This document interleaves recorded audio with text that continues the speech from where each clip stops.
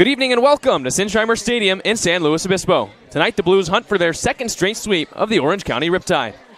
Hello everyone and welcome into the broadcast booth. I'm Jack Smith. As always, it'll be Nate Mills with me in the fourth inning, but before that, we've got a very important game here in San Luis Obispo. Tons of ramifications for the Blues, who have a chance to get over 500 for the first time in the league season. They've got a chance for back-to-back sweeps, which they haven't done in any of the last 3 summers, and they've got a chance to win this game and continue to move on as they go through a playoff spot against this second-ranked team in the CCL South, the Orange County Riptide. The Blues are 3-0 against Orange County so far this year, including the win yesterday that included 12 hits, 13 runs in a big come-from-behind win for the Blues. They scored 10 unanswered to take Game 1 of this 2-game series, and so today they go for the sweep. We've got first pitch and national anthem on the way, and we'll be right back on the SLO Blues streaming network.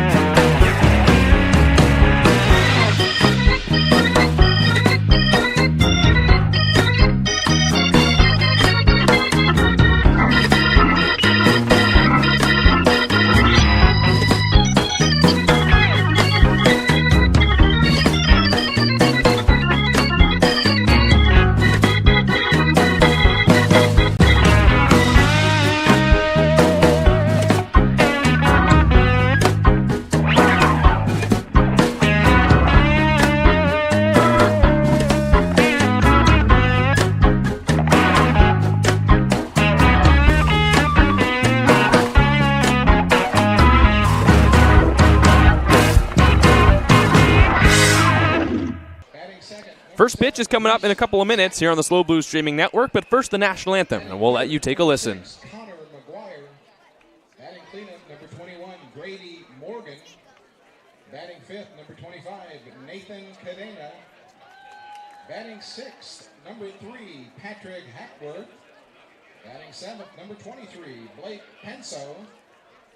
Batting eighth, number 24, Carter Garate. Batting ninth, playing left field, number 10, Bryce Blazer. And on the mound tonight for the Riptide, number 8, Josh Randall. And now, fans, it's time for the starting lineup for your San Luis Obispo Blues. Leading off, number 25, Jacob Rulli. Batting second, number 27, Cade O'Hara. Batting third, number 30, Jariah Lewis. Batting cleanup in the fourth spot, number 29, Jake Bold. Batting fifth, number 38, Matt Masiangelo. Batting sixth, number 43, Giovanni Blanchett. Batting seventh, number 12, T.J. Adams.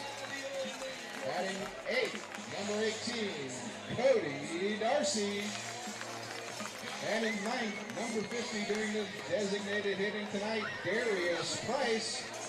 And on the mound for your Blues, number 3, Matthew Gonzalez.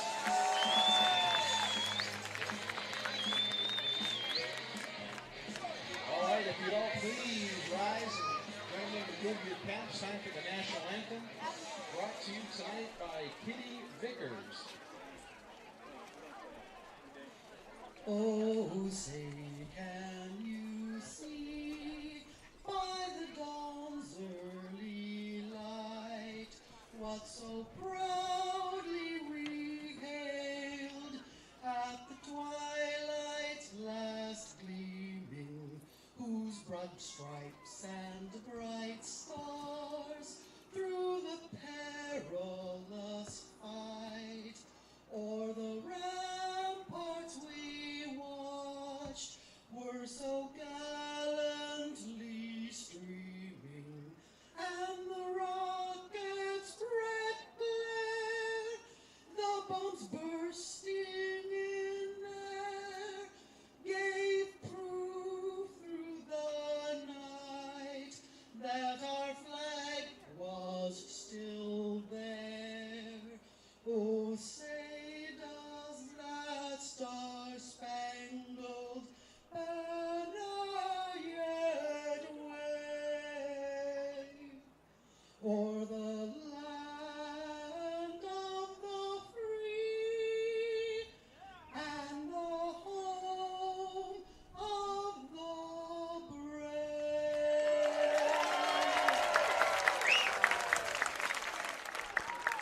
Well, Katie Vickers with the national anthem, and we're just about ready for baseball here on the SLO Blues streaming network. Let's start it off with the lineup for the visiting Orange County Riptide, who are 16-11 so far in league play, still in second in the CCL South. It's Isaiah Morales who leads things off for the second straight day. The shortstop from Saddleback will bat first. Reese Chapman, the center fielder from Tennessee, moves up a spot in the lineup. He'll hit second. Connor McGuire enters this series. The second baseman from Cal Baptist hits third. Grady Morgan DHs today after playing center yesterday. The Fresno State product will hit in the cleanup spot. It's Nathan Cadena, the first baseman from San Jose State, who hits fifth. Patrick Hackworth from UCSD, the right fielder today. He bats in the sixth spot. It's Blake Penso, the catcher from UC Irvine, who hit seventh. Daniel Garati, the third baseman from Oregon, at eight. And rounding things out is Bryce Blazer, playing just his fourth game in July. The left fielder from UNC will bat ninth.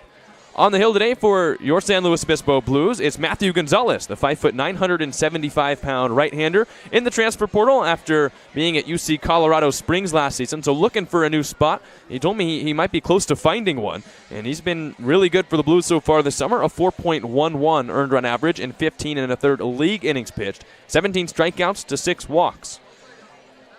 Here's the defense that'll play behind him here on this beautiful Wednesday. It's Giovanni Blanchette, TJ Adams, Jariah Lewis in the outfield from left to right. Matt Mastiangelo, Jacob Rulli on the right side of the infield. Left side is Kate O'Hara, Cody Darcy. Darius Price will DH, and Jake Bold back behind the plate. Through 3 games so far between the Blues and Riptide, the Blues are 3-0. They only won 3 games against Orange County all of last summer. They went 3-5, so a chance today not only to pick up the 500 record, win their 4th straight, a chance to win the season series against Orange County, and beat the Riptide more times this year than the entirety of the last summer. We're ready here in the first inning. It'll be Morales, Chapman, McGuire against the righty Matthew Gonzalez. Leading it off, it's Isaiah Morales, shortstop from Saddleback. Switch hitter, batting .271, 9 runs batted in. First pitch on the way from Gonzalez, and Morales takes that pitch right on the outside corner. No balls and 1 strike. 6:06 p.m. The first pitch just a minute late. Beautiful blue skies up above. 70-degree temperatures. As Morales takes a slider. This time it's a little bit high. Statcast strike zone. That was right down the middle. Gonzalez doesn't get the call. 1-1. Blues right-hander donning the pinstripes, kicks and deals. And Morales takes a fastball. That one also in the strike zone, but a little bit high. So not a high zone today through the first 3 pitches. Both of those weren't even on the corners or the edges. They were firmly in the strike zone. And that one's called for a strike right down the heart of the plate, 2-2. Might have a tighter zone today than yesterday. 2 balls, 2 strikes. First batter of the ball game, the switch hitter Morales at the dish. Gonzalez shakes, finds the sign he wants. Here it comes, and Morales pokes it foul. Game 2 of this series, it's just the 2-game set, so a chance for the Blues to sweep today after the 13-8 win in yesterday's game. 2-2 on the way, and Morales lines it right back where it came from, into center field. A couple of hops to Adams as a leadoff base hit. The Blues had 12 hits and 13 runs yesterday. both of those numbers league highs this season. But already a hit on the board for the Riptide. Runner at first, nobody out, and here's Reese Chapman. Chapman, a .372 average, 3 home runs, 16 runs batted in. He's only played in 11 games. Another couple of hits in yesterday's game. Single and a double, and just continues to hit the ball hard early on in his season. So he takes a changeup at the top of the zone for a strike, 0-1. Coming into the game yesterday, Chapman had a hard hit percentage of 60%. And he had those 2 hits. He also lined out and flied out deep to right. Number only went up. Gonzalez from the stretch, 0-1. And Chapman chases the changeup down low. No balls and 2 strikes. That's the pitch you're going to get most often in those scenarios for Gonzalez. It might be his best pitch. We've seen a decent velocity on the fastball, mid to upper 80s. The slider's been good, but the changeup from day one has been his most impressive offering. He's used 2 here to get ahead of Chapman, no balls and 2 strikes. The offering, and Chapman takes it low. It bounces off Bold, ricochets a little bit away. Here's his throw down. It's not in time. So the ball bouncing away. Morales takes second. Runner in scoring position with nobody out. Nice heads-up base running for the Saddleback shortstop. It didn't bounce too far away from Jake Bold, but because Morales read it off the dirt right as it bounced near the plate, able to swipe the bag. So now 1-2 the count. RBI chance for Chapman.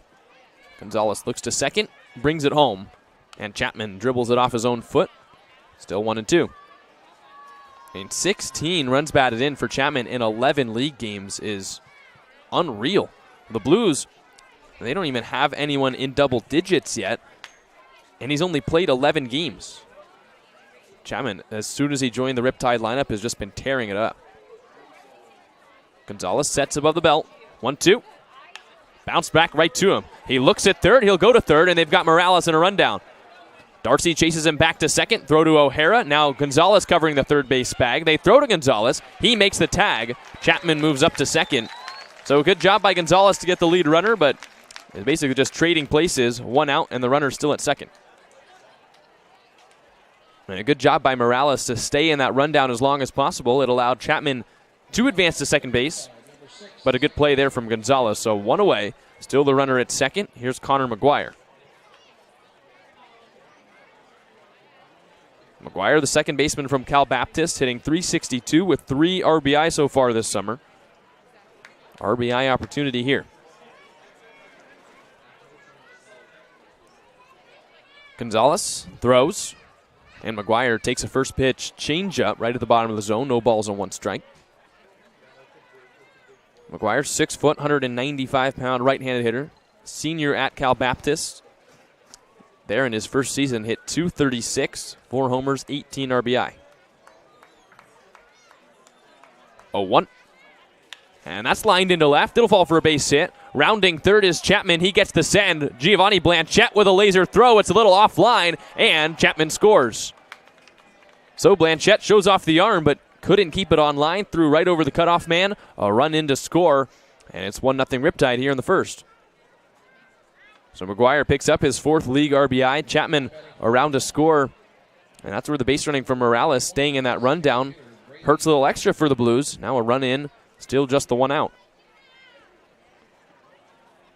Now Grady Morgan steps up, the DH from Fresno State. Morgan's got a home run, 6 runs batted in, .247 hitter. He takes a first pitch changeup, little off the plate outside, 1-0. Blues got on the board first in yesterday's game, a 2-run first inning. And they led 2-0 for a couple of frames until a 6-run third came about for the Riptide. Eventually, flash forward, it was 8-3 Orange County, as that one's nubbed foul. And then the Blues rattled off 10 unanswered. They won it 13-8. Back-to-back 5-run innings in the 6th and the 7th. Those innings were the difference. 1-1 count, 1 away. And Connor McGuire after his singles at first. That changeup's in the dirt, blocked up nicely by Bold, a 2-1.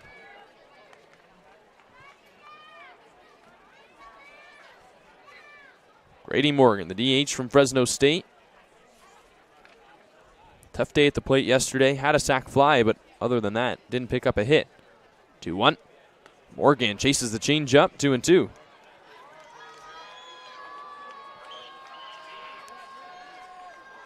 Morgan's tied for the most strikeouts in the CCL South with Greg Pace from the Foresters as Gonzalez picks to first.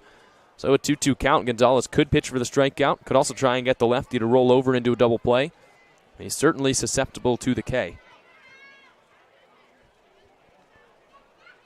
McGuire lead off first. 2-2 offering, and that's low. So the count moves full. 1 out. Runner at first and a full count. 2 hits already here in the first inning. Morales started it off with a single. Was eventually picked off third by Gonzalez on a ground ball. 1 run already in. 3-2. Swing and a tapper out of the glove of Bold. So Morgan stays alive. Morgan hit .286 in his first season with Fresno State. Had 9 home runs, 30 runs batted in. So a power hitter. Also, as we mentioned, maybe a little swing and miss in his game. Another payoff. And Morgan takes strike 3 call. Crossed up Bold, and it still managed to catch the outer half. And Morgan's pleading his case. He is in disbelief. And now Bold out to talk with Gonzalez. It's not often that you see a catcher get crossed up and a team still get a strikeout. So 2 away now as Morgan takes the long walk back to the dugout. This is Nathan Cadena, the first baseman from San Jose State. Cadena hitting .271, 11 league runs batted in. K's continue to stack up for Morgan. He's the second out in this inning. Now Gonzalez 1 out away.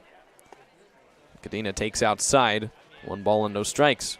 It's hard to blame Morgan for arguing that call. It may have been a strike, but when the catcher doesn't even know what pitch is coming, not even able to really frame it, in a 3-2 count, Morgan thought he had a walk. 1-0. Cadena bounces it right back to Gonzalez. An easy room service play. He'll underhand flip to Massiangelo at first for the final out of the inning. But a run for the Riptide on 2 hits. As we head to the bottom of the first, it's 1-0 Orange County on the SLO Blues streaming network.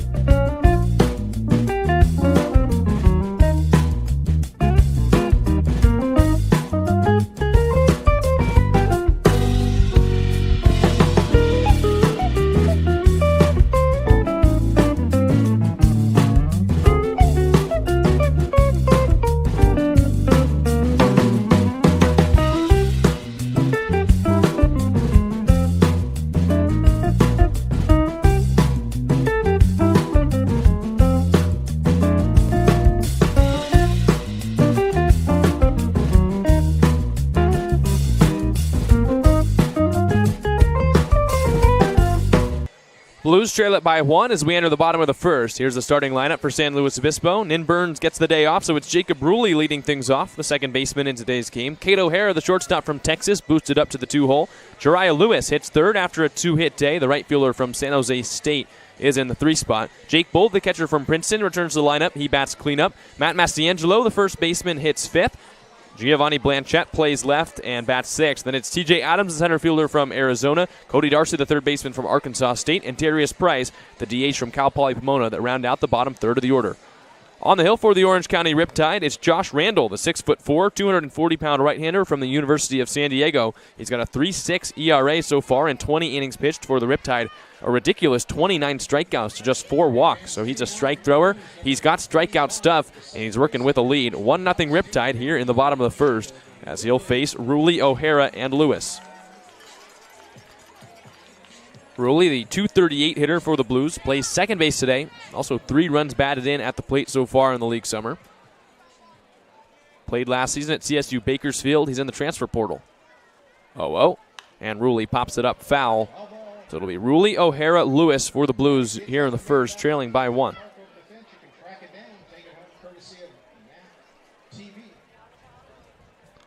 Randall, the righty, into his windup.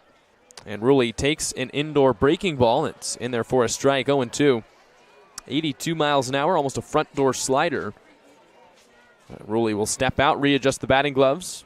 Think hard about this 0-2 pitch. Chokes up about an inch on his bat, trying to put something in play. Randall deals. That's outside. Randall likes to work quick. That was a quick pitch offering to Jacob Ruley, and the count 1-2. Middle infield plays back. The corner's deep as well, especially Garrotti at third. The righty deals, and Ruley strikes out swinging. So that's the strikeout stuff we've seen from Randall. An 84-mile-an-hour changeup on the inner half, and Ruley down on strikes, one away. Here's the defense for the Orange County Riptide. It's Bryce Blazer in left, Chapman in center, Hackworth in right. Right side of the infield is Cadena and McGuire. Left side, Morales and Garrotti. Penso does the catching, and Morgan is the DH. So here's Cato O'Hara for the Blues, the shortstop from Texas, a 190 average, 3 walks so far in the league summer. Randall delivers. O'Hara chops it on the ground towards third. A snag there by Garrotti, who throws across the diamond in time for the out. Well, Garrotti pulled his head up to the sky, but the ball found his glove. He throws out O'Hara for the second out of the inning. 2 quick outs for Josh Randall. Now he faces the first lefty of the day. It's Jariah Lewis, the right fielder from San Jose State. After a 2-hit day yesterday with an RBI, triple, and a single, Lewis has raised his average to 214. He's got the 1 home run, the 8 runs batted in.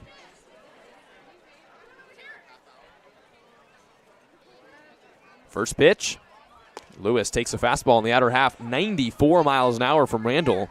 Using his 6'4" frame, this is some of the fastest velocity the Blues have seen. Continues to work quick. Now the 0-1. Lewis chases the changeup down low. No balls and 2 strikes. Blues have not figured out Randall through the first couple batters. He's got a chance for a real quick first inning. No balls, 2 strikes, 2 outs. Randall delivers, and Lewis takes outside. An 89-mile-an-hour 2-seamer off the plate, 1 ball and 2 strikes. 1-0 Riptide here in the bottom of the first. 2 outs, a 1-2 count.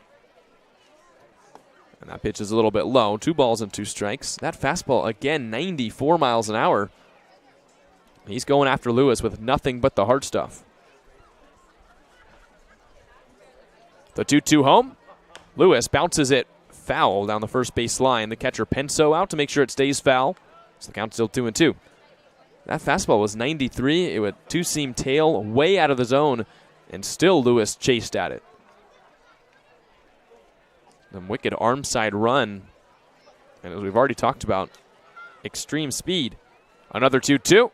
Lewis bounces it off the plate. Foul. Count still even. Lewis trying to reach for Jake Bold, who's on deck. Blues still looking for their first base runner. A couple of batters into this game. Randall sets to the belt from the windup. He brings it home, and Lewis pops it up. Left side on the infield, shallow left. Out goes Morales. Now it's Blazer who camps under it and makes the catch in shallow left. So the Blues go 1-2-3 in the first inning. We head to the second. 1-0 still on the Slow Blues streaming network.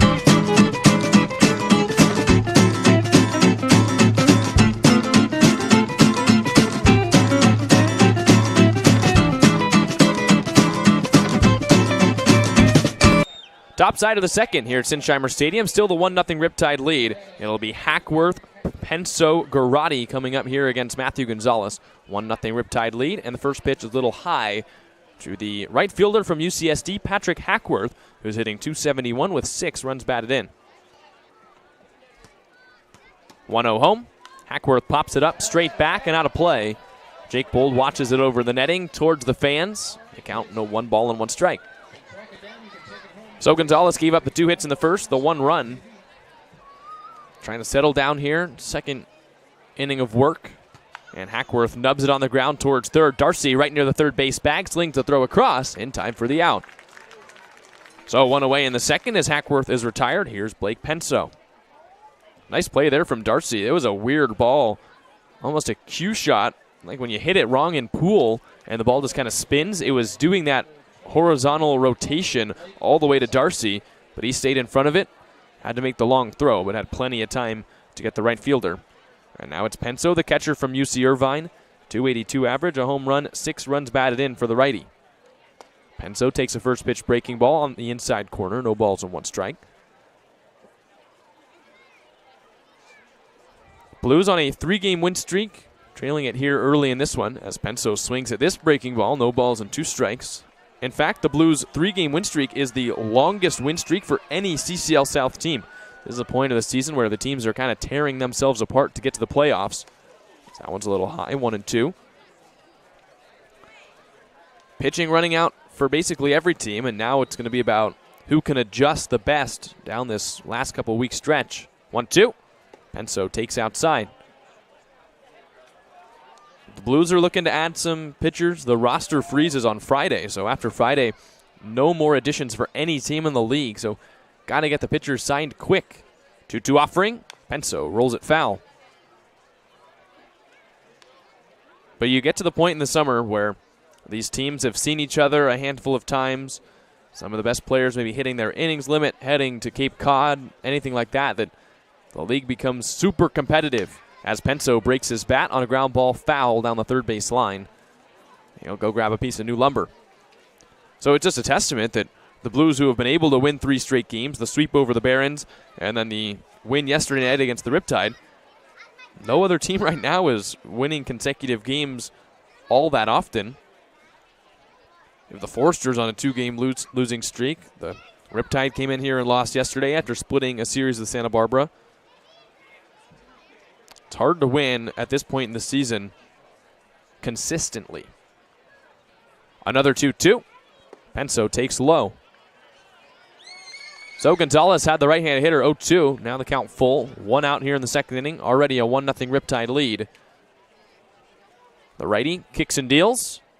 Penso lifts it in the air towards center. Overranges Adams a little to his left. Backs up a step or 2 and makes the one-handed catch for out number 2.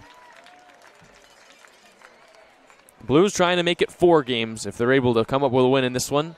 They have not won 4 straight league games at any point this season. They didn't do it at any point last season, as the longest winning streak in the last league summer for the Blues was just 2 games. So the Blues are in uncharted territory, a chance to make it 4 in a row today. And with 2 outs, here's Daniel Garotti. Garotti takes a first pitch fastball off the plate inside, 1 ball and no strikes. And the key for the Blues, if they can pitch, they'll be in any game. The offense came alive yesterday. We already mentioned that was the biggest output of the league season for them. 12 hits, 13 runs. Can't bank on that every game. It's the pitching that's carried them through most of the summer. 2 balls, 1 strike on the third baseman from Oregon. And Garotti takes a changeup on the inside corner, 2-2. Garotti a .361 average, 7 runs batted in. 2-2 offering. And Gonzalez misses slightly inside with a fastball. 86 just off that low and inside corner. So count moves full. Back-to-back hitters with a full count. Payoff on the way, and Garotti takes a little low. That was the changeup. The lefty did not chase, so a runner at first, 2 outs. 9-hole hitter will come up now. This is Bryce Blazer, the left fielder from the University of North Carolina. Blazer hitting .171, 2 runs batted in. Started very hot in the league summer, played a lot of games for the Riptide early on in the season. This is just his 4th game in the month of July. We're almost 20 days into the month, so Blazer being in the lineup is more of a rare sight as of late for the Riptide, but he's in there today. Left fielder, 9-hole hitter, comes up with a runner at first and takes a low changeup.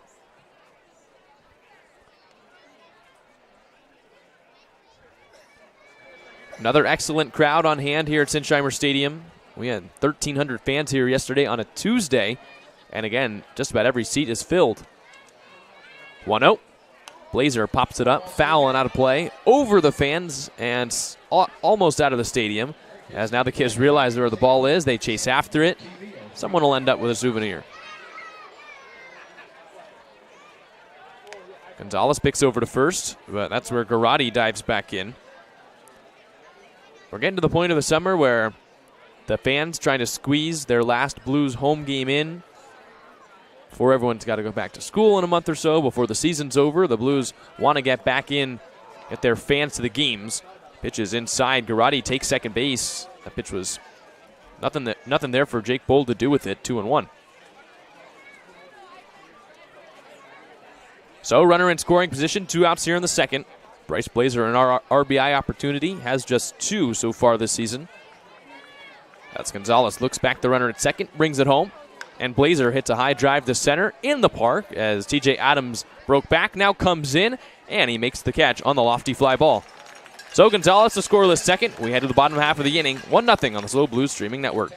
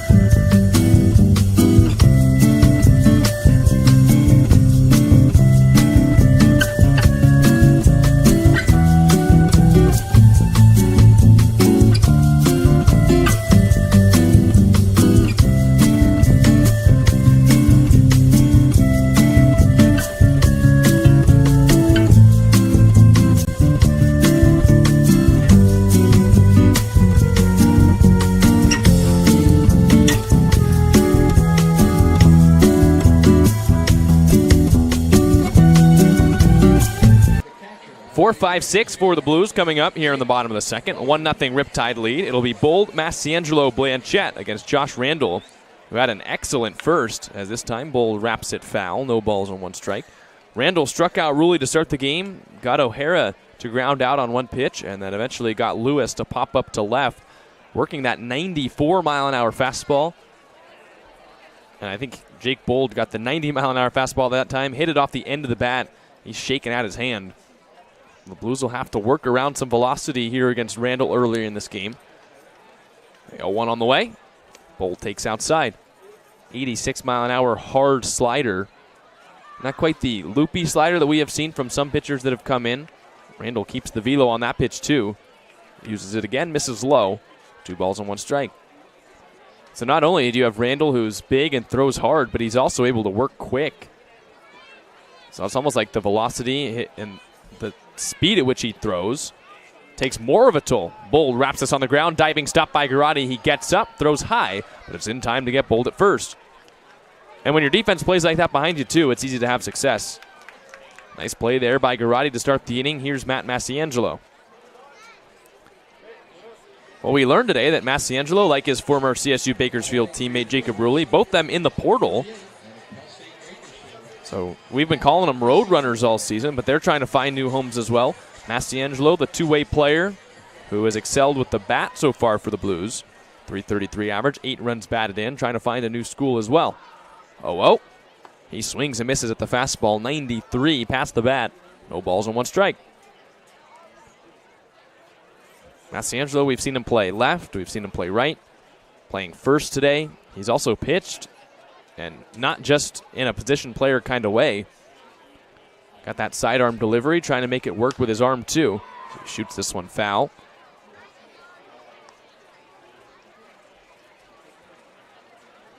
Two-way guy. I think he hopes to continue that wherever he ends up.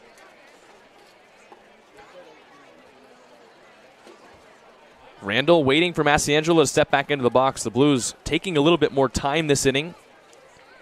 And an 0-2 on the way. Massiangelo rolls it on the ground. A couple of hops to the second baseman, McGuire, who straightens up and throws him out at first. So Randall just continues to go after the Blues with a fastball. That one 90 miles an hour, bottom of the zone.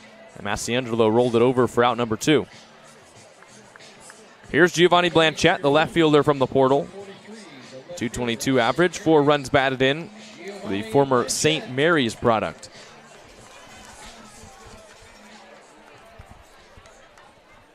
Right on right matchup, 2 outs here in the inning. And Blanchette fouls it straight back. He got that 88 mile an hour slider. Perfectly placed on the outside corner, no balls and 1 strike.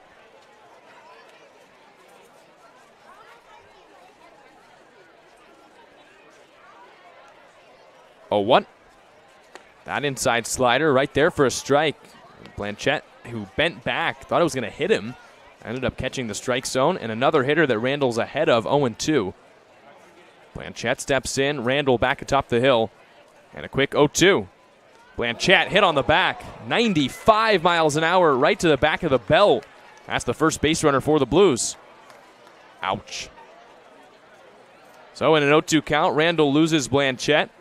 And now TJ Adams, the center fielder for Arizona, comes up. Blanchette is standing hands on hips on the first base bag.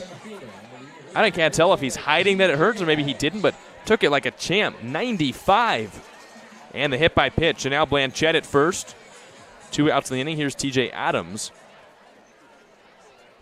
Another right-on-right matchup. Adams, the center fielder from Arizona, swings to the first pitch. A little ahead of the 85 mile an hour slider. No balls and 1 strike. 2 ground outs to start the inning for the Blues. Now the hit by pitch. First base runner aboard. Runner at first with 2 outs. Randall deals. Adams cracks it in the air. A high pop-up into shallow right. McGuire, the second baseman, calls everyone off and collects out number 3. So the Blues get the base runner but can't bring him in as we head to the third. 1-0 still on the SLO Blues streaming network.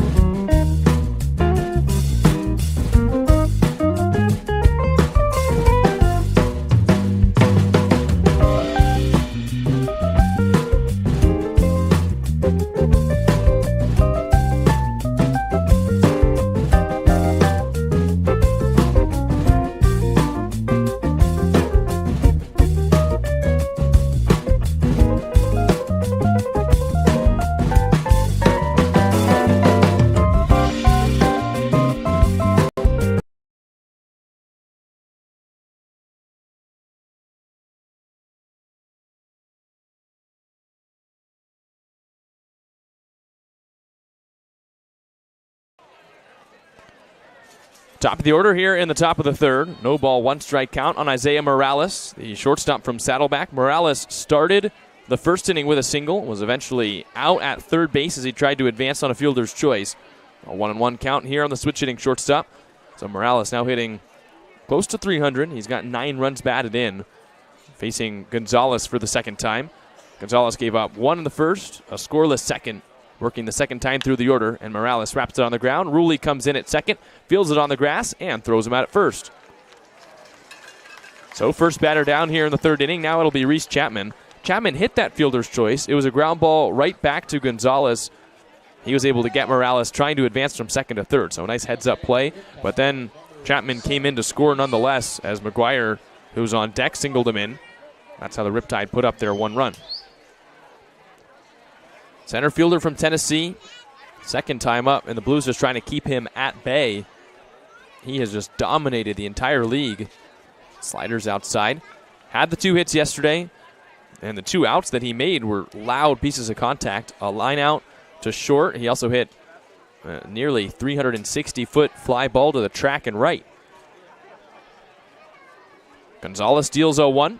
Chapman lines it straight back. A fierce swing. 1 ball and 1 strike. Chapman adjusts the batting gloves. 1-0 Riptide lead here in the top of the third.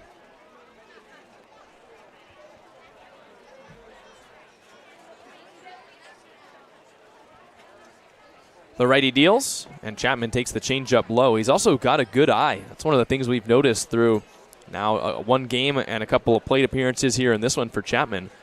Not one to chase out of the zone. And as we saw yesterday on his stat page, doesn't swing and miss. When he decides to swing, he'll always at least get a piece. As he does here and pops it foul for strike 2. Anything in the zone that he swings at, he's made contact with for the most part this year. Especially when it comes to inside fastballs. He has not swung and missed at a single inside fastball all year. Steps into the back of the left-hand batter's box. 2-2 the count, 1 out here in the third. Gonzalez strides and shoots. And Chapman hits in the air, left center field. Over moves Adams to his right, and he collects the ball for out number 2. Even that one hit pretty hard by Chapman. Came in at 75. He sent it out to left center at 88 miles an hour. But Adams was able to track it down. 2 outs now in the third. And the batter will be Connor McGuire. McGuire picked up a base hit and an RBI in the first. Second baseman from Cal Baptist. Came into this game hitting .362. He's now got 4 runs batted in. Second time facing Gonzalez and an 0-0. McGuire takes a slider outside. No balls and 1 strike.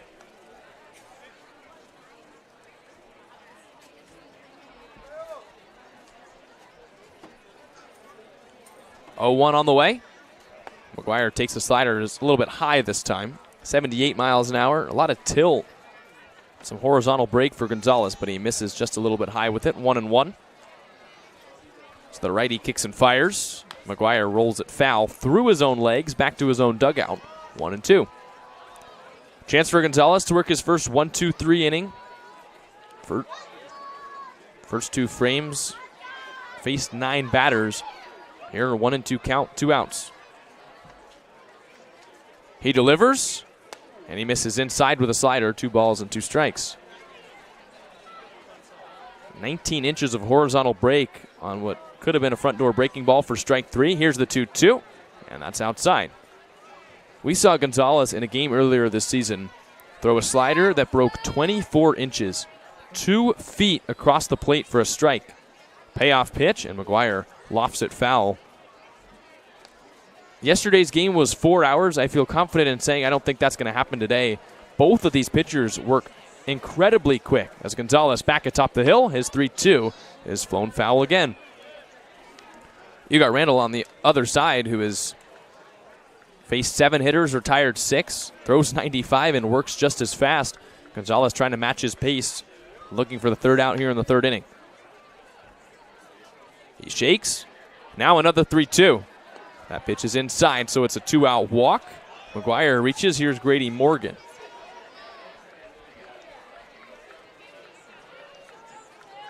So McGuire aboard for the second time. Now Grady Morgan, who struck out looking back in the first, comes up. DH from Fresno State, right on left matchup.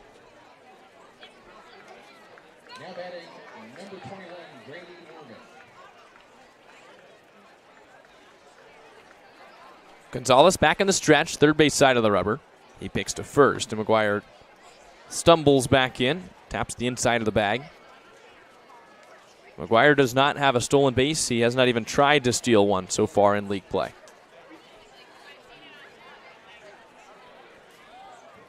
Swing and a miss with the breaking ball. That might have been the changeup, 78 miles an hour on the outer half. Morgan, an 0-1 count.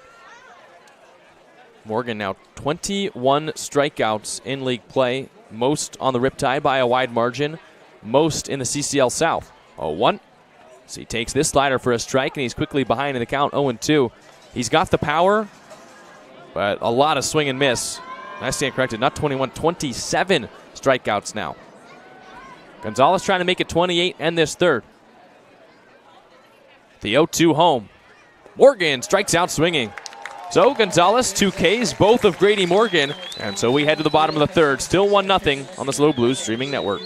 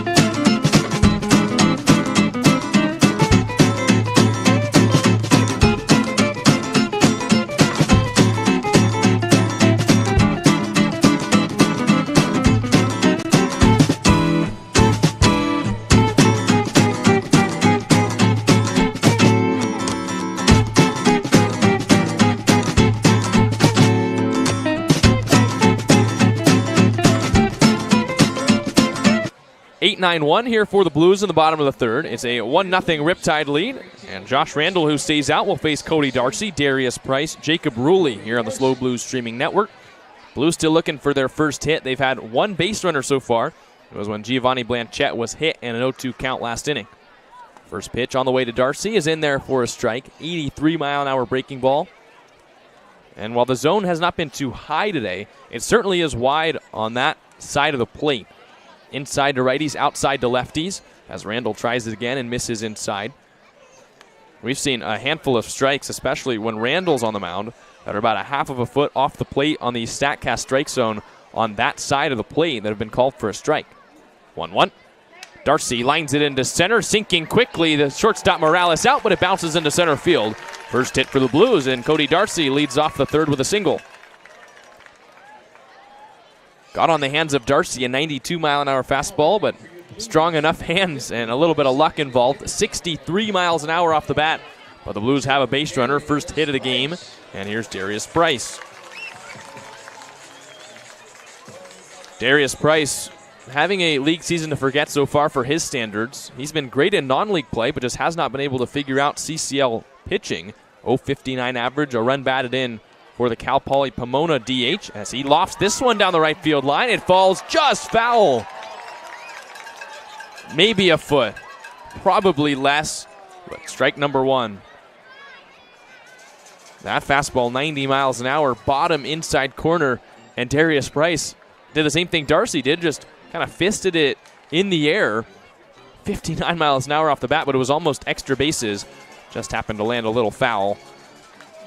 Darius Price had a hit in his first league at-bat this season. Since then, 0 for his last 16 at the plate. And he hasn't played in 9 days. In that game against the Foresters on Monday night, the Blues ended up winning, but Price went 0 for 4 with 4 strikeouts. 0-1 runner at first. Randall from the stretch. Price swings and misses at the fastball. No balls and 2 strikes. So an 0-2 count.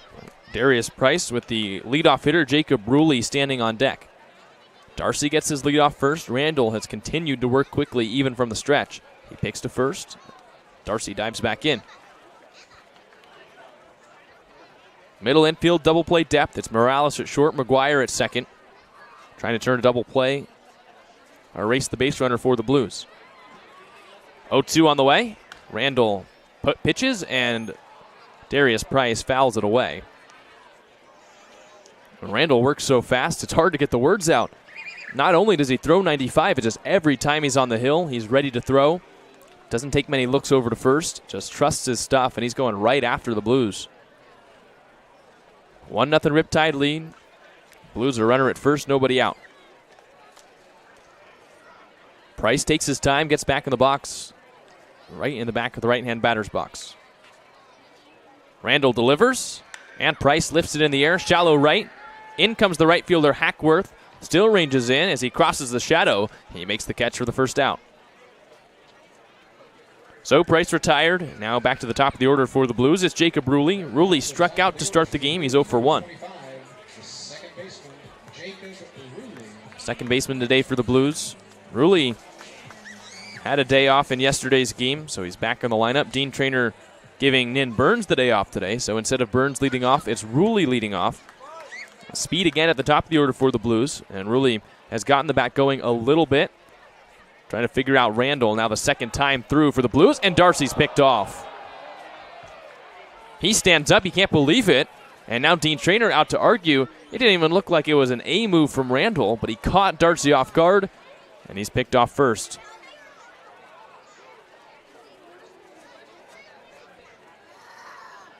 Dean Traynor is intercepting Darcy, and I think he wants to go out and argue the call at first base. He's standing slightly out of the bullpen. Now he puts his hand up.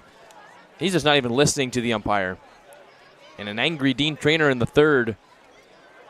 Something that tends to continue for the rest of the game. So now nobody on, 2 outs. And Ruley takes a first pitch fastball low. 1 ball and no strikes.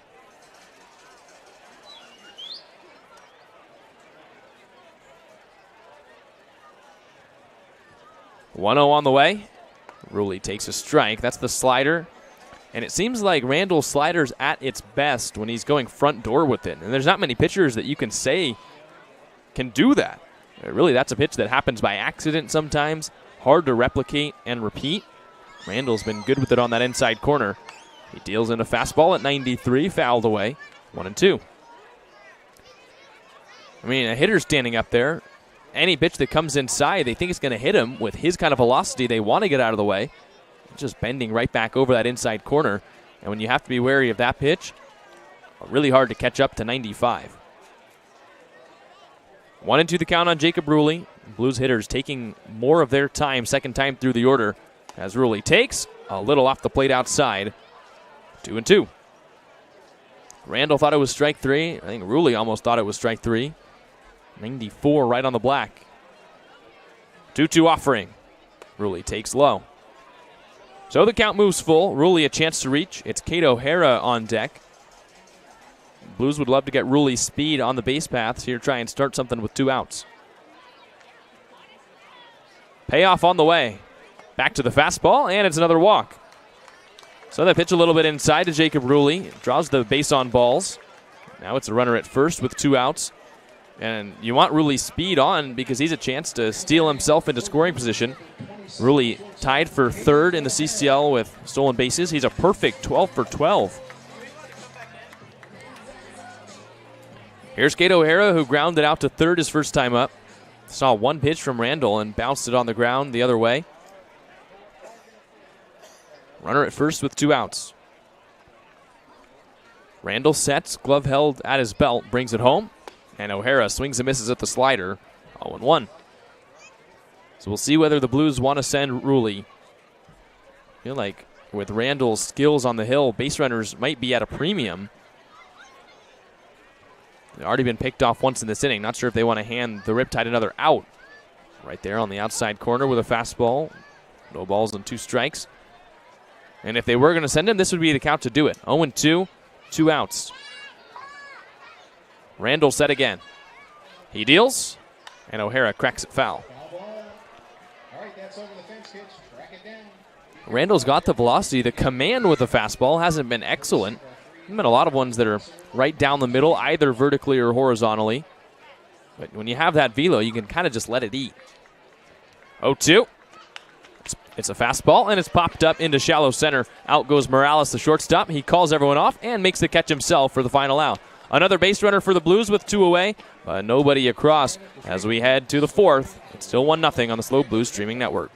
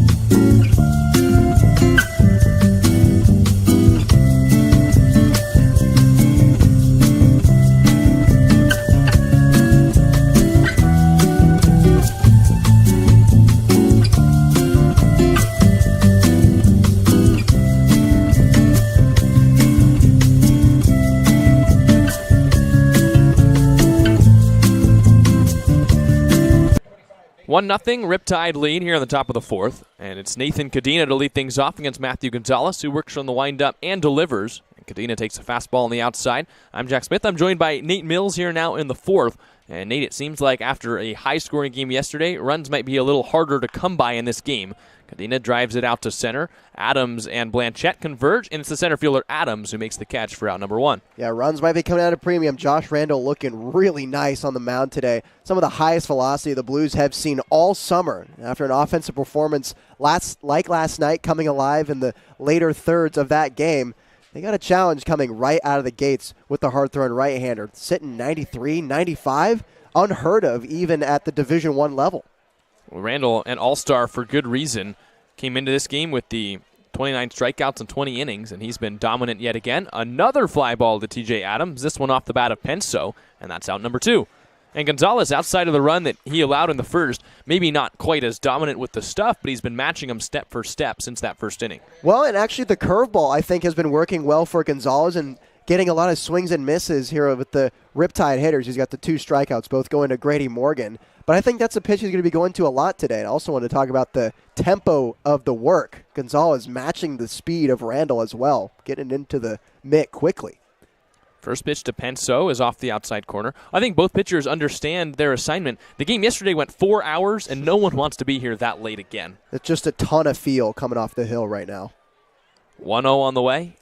Penso checks his swing at a slider and did not go around. 2 balls and no strikes. Penso, the catcher from UC Irvine, flew out to center back in the second. It's been an active day so far for TJ Adams. Already 4 fly balls his way. That's in there with the fastball at 85, center cut, 2 balls and 1 strike. I feel like that center field position's been getting a lot of work within the past week, whether it's Jariah Lewis or Nin Burns or TJ Adams. Penso bounces it on the ground. A dive attempt by Mastiangelo, but it's down the right field line. Penso chugging, he'll stop at first. So a base hit with 2 outs, runner aboard, and the batter will be Daniel Garotti. Yeah, looks like Penso got fisted on that fastball inside, going the other way, just out of the reach of Mastiangelo. It's a great attempt, but he just completely earned that base hit. It's a great piece of hitting. So here's Garotti, the third baseman from Oregon. Garotti walked and stole a base his first time up. That was back in the second inning.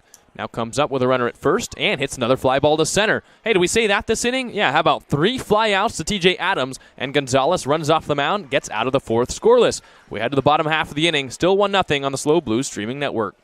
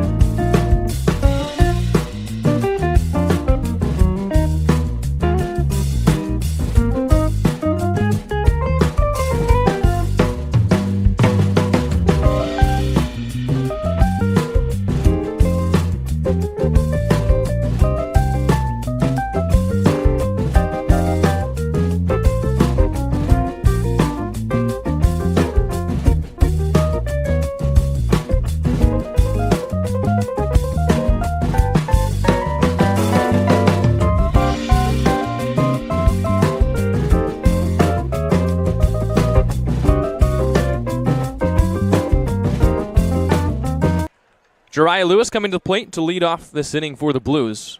He swings to the first pitch changeup. We can't even intro the inning. Randall's throwing that fast. Yeah, and he's getting right to work. As a defense, I've said a million times before. That's exactly what you want up there, especially a guy throwing that hard. 0-1. Lewis gets another changeup. Watches this one low. 1 ball and 1 strike. You talk about the velocity as throwing quick, but the speed at which he's working at is just as fast. 1-1. Lewis takes another one in the dirt. 2 balls and 1 strike. The changeup's 89 miles an hour. The slider is high 80s. The fastball is up to 95. We've heard it could be up to 96, 97. But it's the tempo that's keeping the Blues off balance as Lewis pops it up on the left side in foul territory. Garrotti towards the netting near his own dugout. He stops near the door and can't quite make the catch. Looked like he might have overran it a bit. Falls for strike 2, and the count evens up. I think there was some strange movement on that ball, too. It looked like it was destined to go right on top of the dugout, and it curls back into play. I don't think Garrotti was anticipating it would come back. So Lewis, a second life. He's got a hit off Randall. It's been a tough task today. 2-2 offering. Lewis bounces it on the ground. Foul on the first base side. So a time through the order, then 2 more hitters for the Blues so far. Lewis, the 3-hole hitter in this game. SLO's got a hit, a walk, and a hit by pitch. Another 2-2. Lewis takes outside. 3 balls and 2 strikes. It's Lewis, Bold, Massiangelo here in the 4th. A 1-0 Riptide lead. Payoff on the way. And Lewis checks his swing, takes the walk. So the second of those for the Blues in as many innings. And another leadoff base runner. Good way to start things off, especially with the type of wheels that Jariah Lewis has. 12 of 16 on stolen bases headed into this game. So definitely an opportunity to get a runner in scoring position here and make that walk count as a double. Steve Tully applying some signs down the third baseline. We saw Jacob Ruley on base last inning. The Blues did not send him. We know they're a team, though, with a propensity to try and steal. Lewis tied for third with Ruley for the 3rd most stolen bases in the CCL. As Bold bounces this one foul. And the Blues, after yesterday's contest, lead the CCL, all teams, South and North, in stolen bases with 71. And the Blues have 3 players in double digits with Burns, Ruley, and Lewis. No team has more than 1 outside of the Blues. I think there's really no surprise there. The SLO Blues have one of the more athletic teams, I'd say, in the CCL. Nearly every guy in every lineup they put out has the ability to steal a base, whether it's average or slightly above average running. You're not going to get many straight-up slow guys out in the base paths. There's only 2 guys in this lineup today that have not stolen a base yet. Giovanni Blanchette, Darius Price, and both those guys are pretty fast. 0-1. Bold takes a fastball. And that might have been the slider, 85 on the inside corner, 0-2. Guess you could say every guy is a slow guy. SLO. But not a slow guy, SLOW. Correct. 0-2. And time is called by Bold. And that might be a good strategy against Randall. He works so quickly. Try and take all the time you can get. And I think luckily for the Blues, there's no pitch clock, meaning the hitters can take a little bit of time to get into the box. Randall comes set, brings it home, and Bold pops it foul. I was just going to say that, Jack. How you address a pitcher that throws this hard and works this quickly, it's the game within the game. Got to get in his head a bit, take your time getting in the box, adjusting the gloves. I was always that guy. And it really made the patience of the pitcher wear thin, especially when they work quick like that. And you see balls coming out of the zone. The righty deals, and Bold strikes out swinging. Second strikeout for the Blues. Just the first since the first batter of the game, but 1 out here in the 4th. That's a big old cut there from Jake Bold on a fastball coming in at 93 miles an hour. Don't got to swing that hard, especially with 2 strikes. Let him supply the power. It doesn't have to be a giant swing or even a perfect swing. Just got to put a bat on ball somewhere. Now here's Matt Massiangelo, still the runner at first, 1 out now in the inning. Massiangelo, the first baseman, grounded out to second back in the 2nd inning. Randall with the lefty at the plate, worked from the outside third base side of the rubber. He worked on the first base side of the rubber with the righty up, so adjusting his positioning on the hill. First pitch to Massiangelo is a little off the outside corner, but called a strike. And maybe not a little. Well, it was at least a foot off the plate outside, but called strike 1. So 0-1 the count on the Blues' left-handed hitting first baseman. Lewis grabs his lead off first, hands planted on his knees. And a pick goes there. He dives back in. Was your theory when you're facing guys that throw hard to eliminate the fastball because you know maybe you're more likely to hit the other pitches, or are you hunting it because you know it's going to come and it's going to come in fast? I always hunted it and adjusted everywhere from that. I think that's the best approach. Lewis stances off first, 0-1. Massiangelo takes a pitch that was closer to the zone on the outside corner, but not called a strike, 1-1. Because especially at the high school or college level, going into college level, if a guy throws really hard, he's going to beat you with that. And that's probably the pitch he has the most confidence in. So more often than not, I'm looking at the fastball. Another pick to first, and Lewis barely gets back. We've already seen Randall use a pretty good move to pick off Cody Darcy back in the second inning. So the Blues have to be careful. 1-1 the count, 1 out. Jariah Lewis at first. Randall comes set.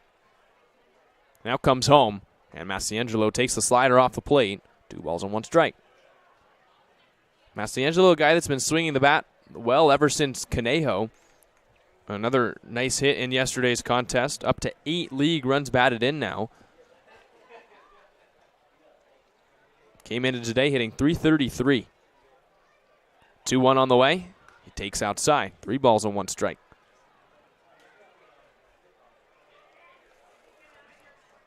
We'll see if Lewis ever decides to take off for second. He's got the speed, but also when you do have the velocity, it gives a little bit more time to the catcher to try and throw you out. 3-1. Lewis takes off. Massiangelo hits it in the gap in left center. Chasing it is Chapman, and it's over his head, and it'll roll to the wall. Jariah Lewis can jog all the way around to home. Massiangelo around second. It's another hit for the first baseman, and it's tied up 1-1. Massiangelo continuing to swing the hot bat, collecting his 9th RBI of the year. That's a double that's slicing into the left center gap. Tough play to make for Chapman. 91 miles an hour off the bat. Yeah, he scored that one up, Jack, bringing in the first run for the Blues. And so sometimes all it takes is a walk and a knock. And with Lewis's speed, there was no question. Chapman was playing rather shallow with Massiangelo at the plate. And it makes sense. We haven't seen too much power out of Massiangelo yet. But he hit it into a spot that with Chapman running at it in a straight line, couldn't get there. It means it rolled all the way past him. Now Giovanni Blanchette comes up, takes a fastball low. The Blues have tied this game up here in the 4th, 1-1. Yeah, and coming out of the angle of that left-handed bat, slicing towards left field. It makes it extra hard to get a beat on if you're Chapman. 1-0 the count on Blanchette, who was hit by a pitch his first time up. 2 looks to second, now the offering, and Blanchette rolls it on the ground. Massiangelo takes off for third. Morales gloves on the backhand, throws low, and it's Pye, the first baseman, Cadena. In to score is Massiangelo. The ball just escaped the first baseman, and the Blues take the lead. That's some heads-up base running from Massiangelo. I grimaced a little bit when the ball was hit in front of him, and he just took off. Typically, when the ball's hit in front of you, you're at second base. You got to throw on the brakes, make sure it gets through, make sure he throws over to first. But Massiangelo just had a great beat on it, was able to get to third. All Morales did was took a peep over there and made the throw to first. And then, yeah, of course, the awareness to see Cadena couldn't come down with the scoop coming in to score. Cadena's in the shadows. I think he had a little trouble finding that ball off the bounce. I think it hit off of his head and went past the first base bag. So Massiangelo scores. It's an error on the shortstop Morales. Now a 1-0 count on TJ Adams. The Blues in front 2-1. Adams hits a high fly ball. Shallow center. In comes Chapman. He's got a beat on it. And he makes the catch in shallow left center, 2 away. So sometimes all it takes is a walk, a knock, and then an error. 2 runs scored for the Blues here in the 4th, and they lead it by 1. Yeah, all it took was Lewis being that spark plug, drawing the walk, and of course Massiangelo coming up big with the double to get some action happening for the Blues offense. So here's Cody Darcy, a hit his last time up back in the 3rd inning. Fisted a line drive right up the middle. He checks his swing at a fastball here, fouls it off, no balls and 1 strike. And Darcy was a runner who was picked off first by Randall. He's got 1 of the 2 hits for the Blues. Now Randall works from the shadows, and you take an already tough task, which is hitting this USD righty, and you crank it up to 10. Now it's going to be harder to pick up the spin on the slider. He throws one here, and Darcy swings right through it. Perfectly placed, basically right on the cross-section of that outside corner. No balls and 2 strikes. An absolute paint job from Randall ahead in the count. Blanchette leads off first. Randall comes set. And the 0-2 home. Darcy takes low. But a strike. Oh, a late strike call. Strike 3 called on the inside corner. And that's the end of the inning. Blues score 2. They lead it as we head to the 5th. 2-1 on the SLO Blues streaming network.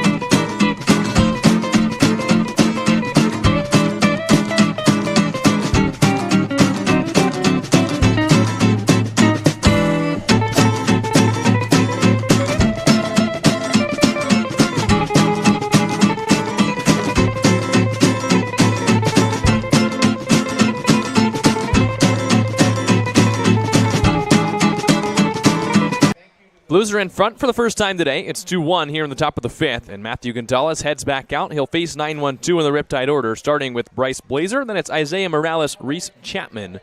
2-1 ball game now here in the 5th. We've talked about superhero names earlier this season. I think Bryce Blazer is one of the cooler names we've seen this summer. Fastball's a little bit outside. It certainly is. It's not exactly an alter ego name. Like, I think you would assume if there was a superhero in town, I think people's eyes would turn to a Bryce Blazer. But It definitely is a cool name. It's on the CCL all-name team if we were to make it right now. But I think you're right, like a superhero name. Not exactly alter ego, but definitely a superhero. Blazer takes low here. I'll give you this question. What would his superpower be? It has to be laser eyes or something. With the Blazer, maybe wears a suit. 2-1. Blazer pops it up. I think I understand like the rhyming that comes in there, but Blazer like leads me in two different areas where like blazing speed or blazing as in like fire. Like they've got kind of firepower. Oh, you're right. So I think I'm going to go with the fire option there. That's probably the better way to go. He's got to be wearing a Blazer too, though. True. Takes a little high. 3 balls and 2 strikes. So a fire-powered superhero wearing a suit, Blazer. Yep. Optics of that. Social media team, get on that. Yeah, we're on it. 3-2. Blazer takes a little off the plate inside, and so the tying runs aboard here in the 5th inning. Leadoff walk for Blazer, and the top of the order comes up. Superpowers also listed, drawing leadoff walks. No stolen bases for Bryce Blazer as well, so may or may not have the blazing speed we're talking about. He's got the orange jersey on today as the Riptide are wearing the alternates, the oranges, which they only break out a couple of times a year. So that fits with the fire theme. Here's Isaiah Morales, a shortstop from Saddleback, who singled and grounded out as Gonzalez picks to first and Blazer dives back in. What's your ideal superpower? My favorite superhero was always Superman. It's really, how could you dispute that? He has everything you could possibly want. I think speed is really good. Teleportation. I said pick one, not pick all of them. I'm going to pick teleportation. That's a good one. I think I would wait because if there's a world with people with superpowers, there's a world where someone will invent like a teleportation device. So you can just use one of those. Are you implying that I'm fighting villains as well? You could. Because if I'm not fighting villains, I feel like teleportation would not be, or that would be ideal. But if I were True. to be fighting villains, I would say super strength. Yeah. Or flying. Another pick to first, and Blazer another dive back. So it's Isaiah Morales at the plate. Runner at first, nobody out. Blues in front for the first time in this game. A 1-1 count on the left-handed hitter. Another pick to first. Blazer doesn't even have all that big of a lead, but I think that Gonzalez knows there's a superhero on base, and he's trying to keep it close. The righty deals. Morales takes the changeup low. Gonzalez has been throwing the changeup in good spots, but he's really just not getting the Riptide to chase with it below the zone. Yeah, not missing by much. Taking a look at the TrackMan data, clipping that bottom half of the zone. Not quite getting the calls. 2-1 on the way.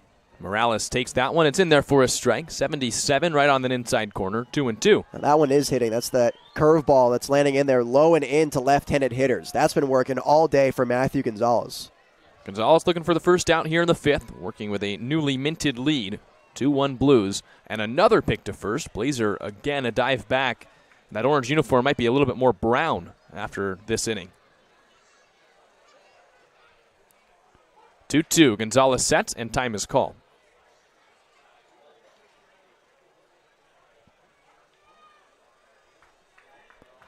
Middle infield plays double play depth for the Blues. Mastiangelo holds on Blazer at first. Gonzalez kicks and deals, and that is strike three call. Perfect slider on the outside corner. One away here in the fifth. Goes back to that slider. Outer half. You're right, Jack. Dotted it right up. Great slider to Matthew Gonzalez. Good strikeout right there, too. Now you got one out. You can just get a ground ball over here and flip a double play. But tough opponent at getting a ground ball right here, Reese Chapman. Chapman is grounded into a fielder's choice, but came around to score in the first. And then he hit a line drive out to center. 88 off the bat into left center field, but Adams was able to track it down. He takes a first pitch. Two-seamer on the inside corner for a strike. His superpower is hitting balls hard. He hits them hard. Hits them far, too. Nearly 3/4 of the time he comes to the plate, it ends with a batted ball that is registered as hard hit. That BABIP has got to be insane, does it not? 0-1. Chapman a big swing and a miss at the changeup. He's gotten two of those on the inside corner. It's 0-2. Batting average on balls in play, BABIP. It's what the analytics think you should hit on balls that you put in play, and it tends to favor hard hit baseballs. Another pick to first. Blazer a dive back. So Gonzalez still keeping a look. Got the tying run at first here in the fifth. Reese Chapman, who's got 16 runs batted in on the summer. Not a guy you want to miss, too. 0-2 offering. That's a little high.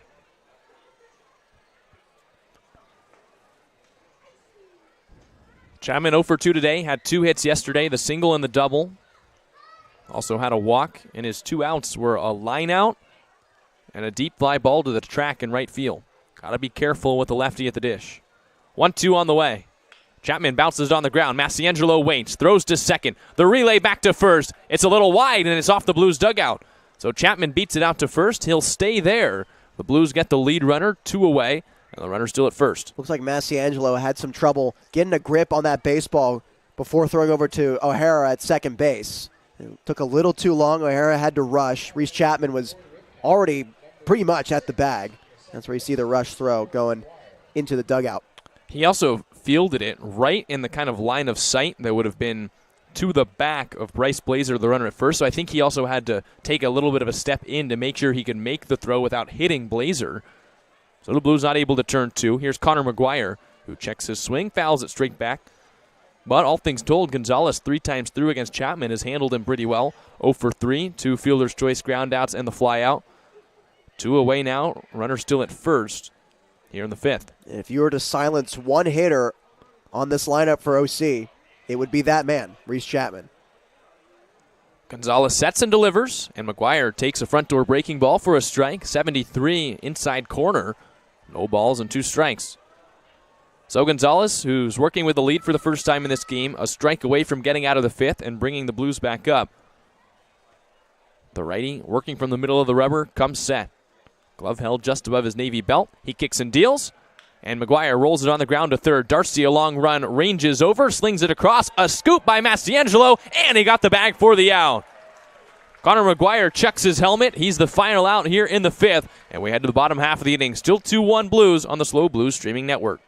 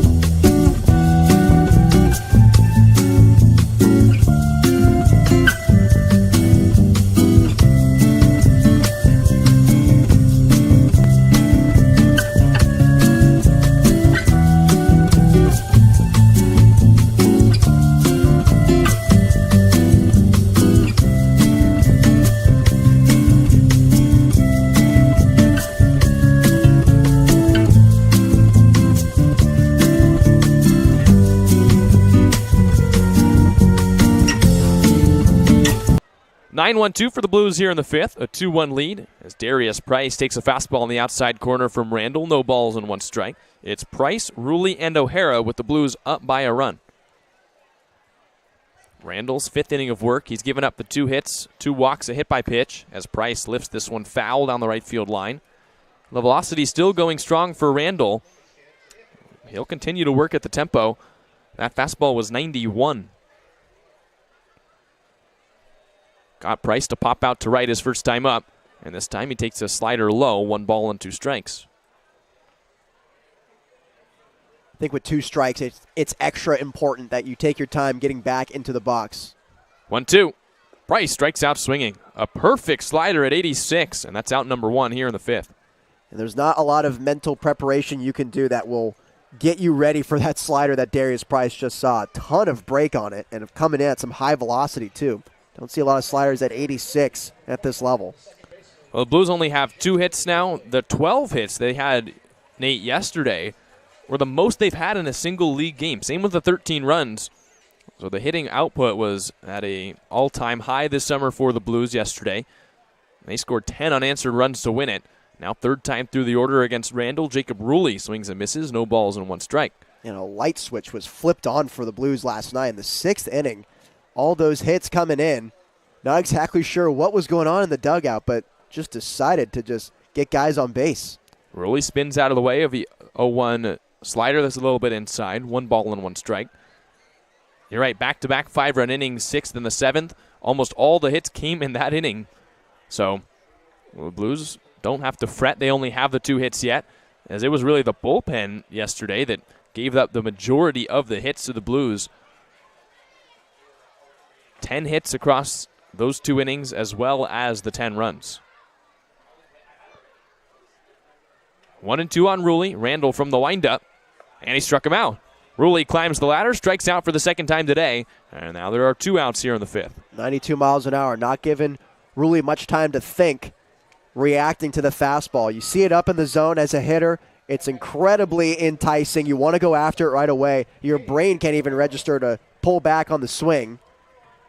Really goes around. Back-to-back strikeouts here to start the 5th. That's now 5 on the day for Randall. Came in with 29 in 20 innings, so even though the Blues have struck out 5 times today, it's still just the 1 per inning, and O'Hara bounces this one up the middle. Morales over, right behind the bag. He throws out O'Hara. So a very strong inning for Randall. Bounces back after giving up the pair of runs in the 4th. And after 5 complete, it's 2-1 Blues on the SLO Blues streaming network.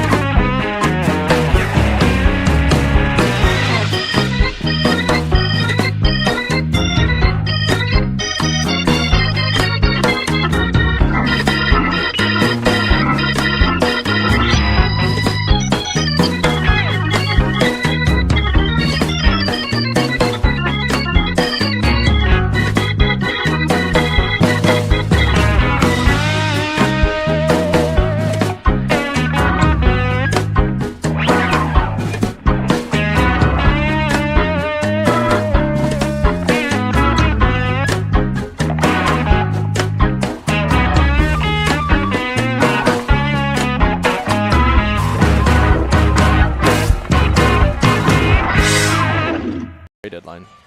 We'll welcome you back here on the SLO Blues streaming network. AJ Moreno enters this game, the right-hander from Cal Poly Pomona. So that's the end of the day for Matthew Gonzalez. It was a really good start, Nate. It went by in a blur, but 5 innings for Gonzalez, allows the 3 hits. Both of them, or 2 of the 3, came in the first inning. That was where he allowed the 1 run, but only the 1 walk, the 1 run, and he kept the Blues in this game.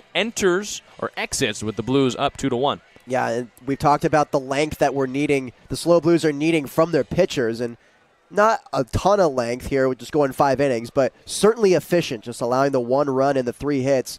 Now giving a shot over to AJ Moreno, who's got 14 1/3, a 3.77 ERA, 13 strikeouts, one of the more reliable arms coming out of the bullpen for San Luis Obispo. Good to see that he's nice and rested and making an appearance tonight.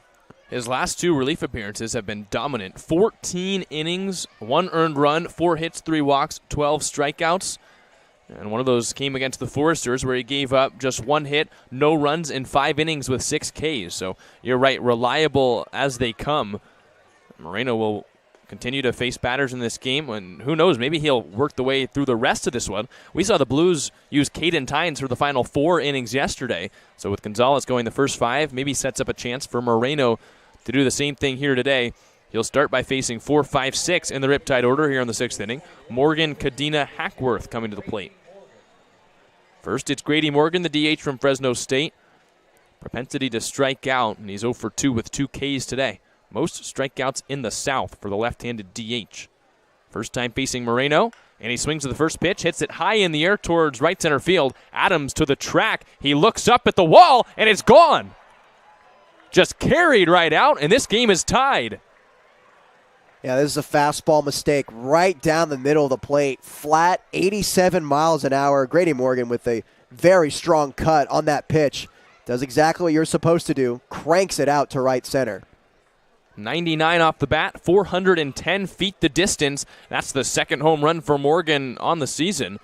And with the way that Adams was running after that ball, I think it looked like he was tracking it, but it's probably just because it cleared the fence for 10, and this game tied 2-2. It looked like he had a chance for Adams to come down with it, especially since this field is somewhat of a graveyard, knocking balls out of the sky. Adams thought maybe he had a chance right at the warning track, but carries out of here. So Moreno comes in, his first pitch cranked over the center field fence. So now the Blues tied in this game 2-2. It's Nathan Kadena, the first baseman from San Jose State, now at the plate. Kadena swings at the slider, no balls and 2 strikes. The San Jose State Spartan is 0 for 2, a ground out right back to Gonzalez in the first, and then flew out to Adams in the 4th. 0-2 on the way, and that's outside with a slider, 1 ball and 2 strikes. Did not think that was gone off the bat, and it didn't even have the wind carry. That's to left. It's just a strong man swing from Grady Morgan to tie this game up. That was towering, too. The 1-2 home, and Kadena takes low, 2 balls and 2 strikes. So just the 1 earned run allowed across the last 14 relief innings for Moreno. First pitch, he allows a run. 2-2. Kadena takes low, 3 balls and 2 strikes. And home run's not the end of the world. Blues definitely still in this game, just tied at 2 apiece. The offense can get the work. They seem to be having the hot hand ever since that 5th inning last night. AJ Moreno just wanting to carve through the rest of this lineup throughout the rest of the game. Payoff pitch. Kadena takes inside, so back-to-back hitters that reach against A.J. Moreno. He had Kadena 0-2 and then 4 straight balls. Runner at first, nobody out. Yeah, he tried to have Kadena go after some sliders in the dirt, I think, on the first 2 balls that he threw, but then the last 2 were just complete misses. So here's Patrick Hackworth. Grady Morgan was 0 for 2 with 2 bad strikeouts. And he's already redeemed his day with that home run, 2nd of the summer. Now the go-ahead runs at first here in the 6th. Hackworth comes up. He's 0 for 2. Righty Moreno deals. This is bounced on the ground to second. Rulli has to go down to an E. Throws to second for 1 to first. A double play. And the splits again from Massiangelo. Jack, did you do your yoga today? Because no. Matt Massiangelo definitely has. Always putting on a show out there with the splits at first base. That's a big double play. 4-6-3 for the first 2 outs of the inning. And so Moreno, after the walk, first pitch double play to Hackworth. Here's Blake Penso, the catcher from UC Irvine. We've seen some impressive things. 410-foot home runs are hard. I think baseball players doing the splits, it's harder and rarer. Massiangelo a couple times in this game has already gone down. This is chopped to short. A running throw for O'Hara. The splits again, and out number 3. So the Riptide tie it up on the Morgan home run, but A.J. Moreno responds, gets the next 3 batters out as we head to the bottom of the 6th. It's now tied 2-2 on the SLO Blues streaming network.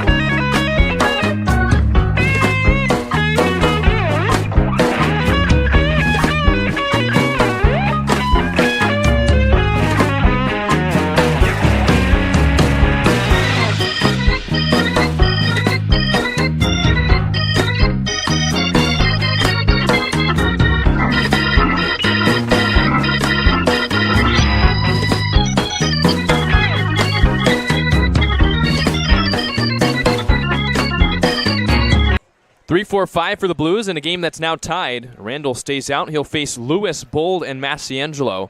So top half of this inning, the home run from Morgan to tie it up at 2-2. Now Jariah Lewis leads things off. And he takes a fastball, a little off the plate outside, 1 ball and no strikes.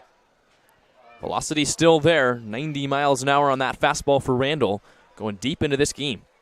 1-0. Lewis takes the changeup low. 2-0 the count. Randall's last start, he went just 3 innings because he pitched an inning in the showcase game. And now lengthening things out a little bit here in San Luis Obispo. And that's in there for a strike at 88. 2 balls and 1 strike. Another one that was just well off the plate, but called strike 1. It's been that half that's been called a strike today. Lewis takes it in the dirt, 3-1. So the zone really hasn't been high at all. But on that third base side of home plate, you get an extra, it seems like half a foot to a foot. At least we're seeing some consistency. 3-1. Lewis pops it up, left side in foul territory. Garotti rolls over towards his own bullpen, and it's into the bullpen, out of play. The count moves full. Because as a hitter, at least you can go up there going, okay, pitches that way are getting called. I'm going to start swinging at them, maybe get up on the box if I'm a left-handed hitter. You can have a game plan going into each at-bat. I think Jariah Lewis is figuring that out as he spoiled off that fastball into the bullpen. Payoff on the way. Lewis strikes out swinging. So another strikeout. That's 6 for Randall. 1 away here in the 6th inning. I feel like that corner, it's probably easier for lefties to cover, but when you're a righty coming up, I mean, that's almost, in some situations, a pitch that could hit you. Yes. And it's being called for a strike. Yeah, it's a tough one, especially for righties. With lefties, you know, you can get extended with your arms and poke it out the opposite way. Bold pokes this one to third. Another diving snare by Garotti. He throws high, but it's in time for the out. Nice play by the Oregon third baseman, 2 away. Yeah, it's good reaction by Garotti. From his seat, he stands up and gets bowled out at first base. That's not a guy who's slow either. Here's Matt Massiangelo, the first baseman. Massiangelo doubled and scored back in the 4th. Also had an RBI as he knocked in Jariah Lewis. That one tied the game up. He was the go-ahead run. Ended up scoring. Now another tie game. 2 outs here in the 6th, the 2-2 ball game. Blues take their time to get into the box. They're learning against Randall, who stands up there ready to pounce. He deals, and Massiangelo chops it on the ground. Another play for Garotti. He backs up, throws falling away from the bag, and a snare by Cadena at first in time for the out. So a 1-2-3 inning, another shutdown frame from Randall after giving up a couple of runs a couple innings ago. We're heading to the 7th, 2-2 still on the SLO Blues streaming network.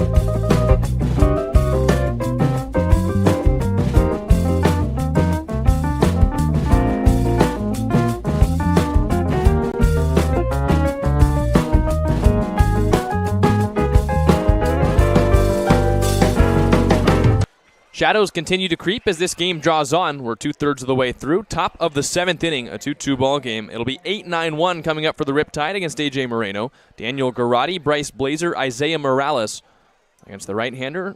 A tie game after last inning where Grady Morgan tied it up with a 410-foot home run. And the first pitch here is high to Garotti, 1 ball and no strikes. Blues are 3-0 against the Riptide so far this summer. San Luis Obispo is the only CCL team that the Riptide have yet to beat. That pitch is outside as well.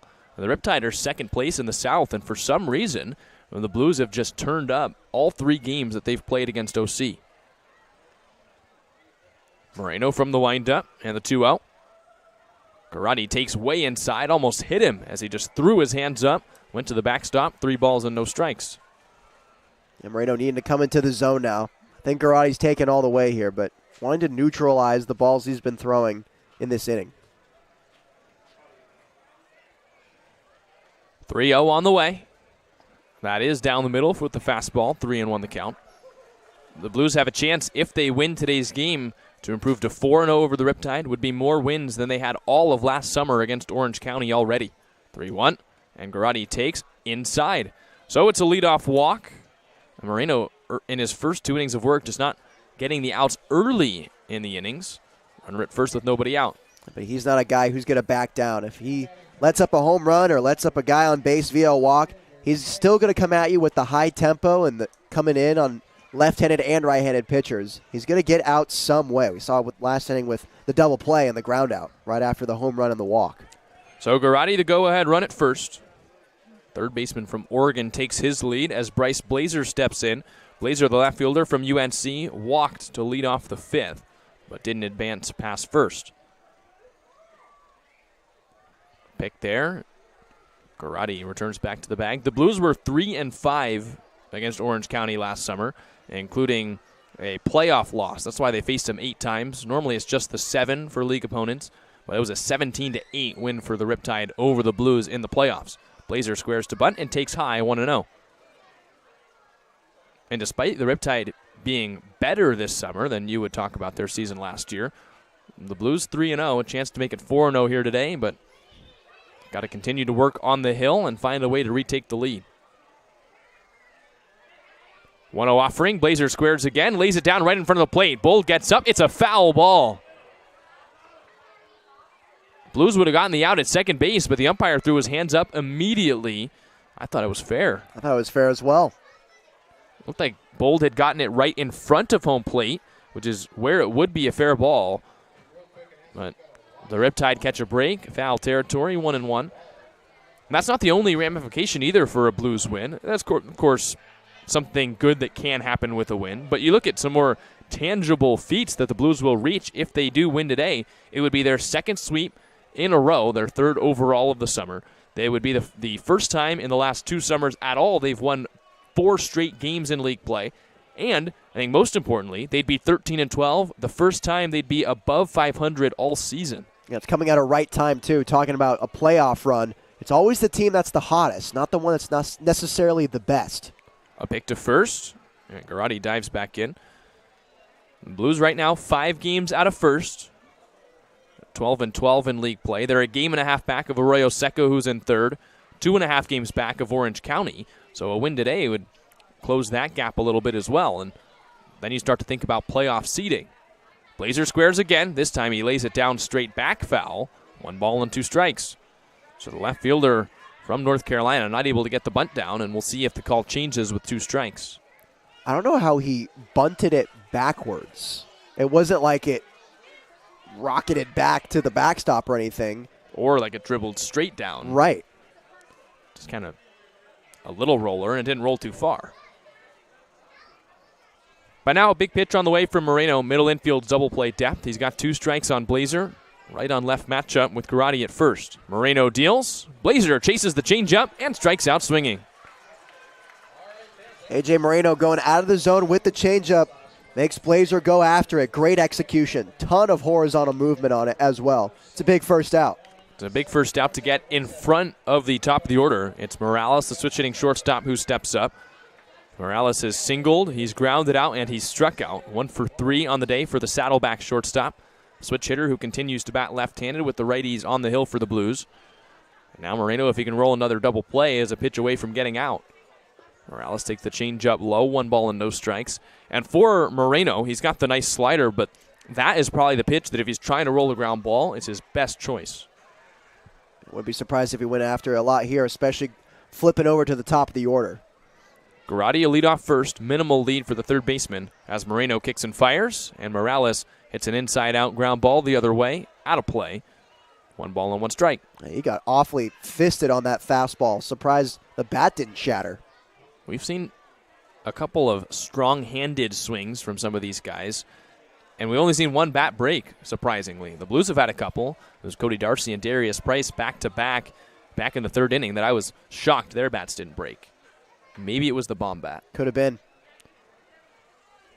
1-1 the count, right on left matchup. Moreno comes set, brings it home, and Morales takes the changeup a little bit off the plate outside. That's closer than many of the strikes we've seen to the outside corner. The difference is maybe it's a little higher than those pitches. I feel like the Blues are getting squeezed on that corner. It looked identical to the strike 3 swing and miss on Bryce Blazer. 2-1 the count as Moreno brings it home. Morales swings through the fastball, 86, right at the hand, 2-2. Yeah, you're right, Jack. Some more handsy swings coming out of the OC Riptide left-handed batter's box. Handsy and hard swings. And that 86 really got on Morales. Wouldn't be surprised if Moreno goes right back to it. Runner at first, 1 out. The 2-2 home. And the pitch misses low. That was back to the changeup, and the count moves full. 3 balls and 2 strikes. You've got Reese Chapman on deck. Don't want to walk a runner into scoring position with his ability to knock in runs. Moreno's payoff. Morales lines it straight back. The count stays full. Yeah, if anything, you'd like to get a ground ball, flip a double play, get out of this inning, and avoid Reese Chapman entirely in this frame. Yeah, I think he would like that. He would. Runner at first, 1 out in the inning. It's Daniel Garrotti, who's 0 for 1 on stolen base attempts so far this summer, so not a threat to go. Another full count pitch on the way. Here it comes. Morales takes the changeup low. So it is the walk, and Chapman will come up. Go ahead, run at second with 1 out here in the 7th. Yeah, well, I think the Blues have done a good job managing Reese Chapman so far today. No base hits. He's reached twice, though, both on fielder's choice. So A.J. Moreno can just work him same way Matthew Gonzalez has. I think we're looking good with the quick tempo and the slider that Matthew had as well. Moreno has that exact stuff. Chapman's 0 for 3 today. A rare hitless day so far for the Tennessee center fielder. 2 fielder's choice groundouts. He's also flown out to center. But you got to be careful. 16 runs batted in 11 games. More than anyone on the Blues, despite the smaller sample size. He's been supplanted since he showed up into this Riptide lineup, and he's done some damage. Chance to put the Riptide in front here in the 7th. Moreno looks to second, brings it home, and Chapman a big swing and a miss on the inside corner. No balls and 1 strike. We've seen him unleash some just vicious swings. The hard hit rate is there. The hard swing rate there as well. He wants to attack the fastball. 0-1, 1 out, 2 runners aboard. Moreno a deep breath and the offering. And Chapman takes an inside changeup for a strike. Quickly, no balls and 2 strikes. That's a great placement on the changeup for A.J. Moreno. If I'm him, I'm going right back to that pitch. You've seen that pitch time and time again, grounded into the dirt. Maybe a chance for the Blues to turn a double play. But Moreno a chance to also leave the zone here, 0-2. A deep breath. Moreno looks to second. Thought about picking, and now he steps off. You could even go up in the zone with that changeup to Reese Chapman. He's going to take a huge hack at it. We've seen that when you go up and in on the left-handed hitter. A lot of options. A couple pitches for Moreno to leave the zone, but he's already walked 2 in this inning. A deep breath, the 0-2. And the changeup is low, so he went back to that pitch. Missed a little low with it. 1 ball and 2 strikes. And not the worst pitch in a 2-strike count. Went below the zone. No chase from Chapman. He's got a chance to do it again here, 1-2. Yeah, I think he wanted to throw a strike there with the changeup. Missed a little low, but you're right, Jack. Not bad at all. Middle infield pinches the bag. Moreno looks there. Now he kicks and fires. Chapman pops it up. Foul and out of play over the third base dugout. And a catch from a fan falling backwards that was sitting on the grass. And they protect themselves and collect the baseball. And now he gives it to a kid. That's what you like to see. A little moment of relaxation for the fans watching that entertaining catch, but now back to the field. First and second, 1-2 the count. 1 out, go-ahead run at second base. Moreno delivers, and Chapman takes inside. It almost hit him, 2-2. And Moreno figuring out that Chapman's having trouble with that inside pitch. We saw him foul it off right there. Try to go to that same exact spot, but a little too inside for the ball. Got to be careful now. 2 balls, 2 strikes. Don't want to lose the hitter. Chapman, who crowds the plate, don't want to hit him either to load the bases. Connor McGuire on deck. 2-2 offering. Chapman fists it into right field. A base hit on a line drive. It's Mastiangelo who collects the ball. The throw in. It's not in time. Sliding into home is Daniel Garotti, and Chapman does it again. His 17th RBI makes it 3-2 Riptide. This time he does handle that pitch inside. This one's over to Jariah Lewis. Takes his time getting to the baseball. I think wanting to make sure there isn't a weird hop. It gets by him, and the damage is even worse. But I think if he comes in a little harder on that ball, the throw to Bold might be more on time. Well, we've talked about the hard hit rate with Chapman all series. That one just 71 miles an hour. He got a little lucky off the handle, but he knocks in his 17th run of league play. Now it's first and third, the Riptide in front, and a chance to add to the lead. Connor McGuire comes up, a single and a walk. 1 for 2. McGuire takes a first pitch slider. I think Moreno handled him pretty well, and sometimes the good hitters just find a way. Yeah, that's exactly what happened. I mean, he had been beating him on that inside part of the zone all at bat, but then Reese Chapman wins the battle. Still a chance for the Blues to get out of it with a double play. 1 out, runners at the corners. Pitch on the way, and that pitch is outside. 1 ball and 1 strike.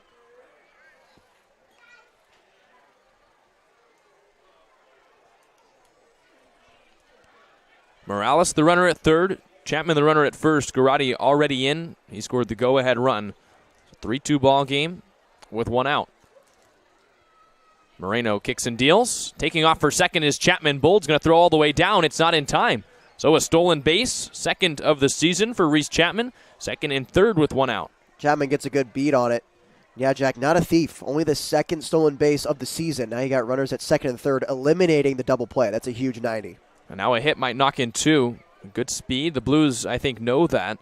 And now with the double play out of order, they'll bring the infield in. Do have a base open at first. 2-1. McGuire takes the slider outside, 3-1. You've got Grady Morgan on deck, who, while he struck out his first 2 times up, he faced Moreno to start the 6th inning and hammered a home run to center.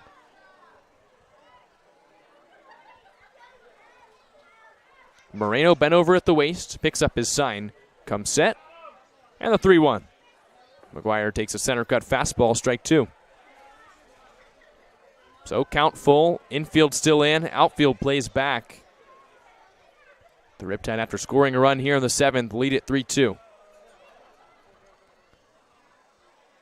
Moreno set above the belt. He kicks and fires, and McGuire lifts it foul the other way. The count's still full.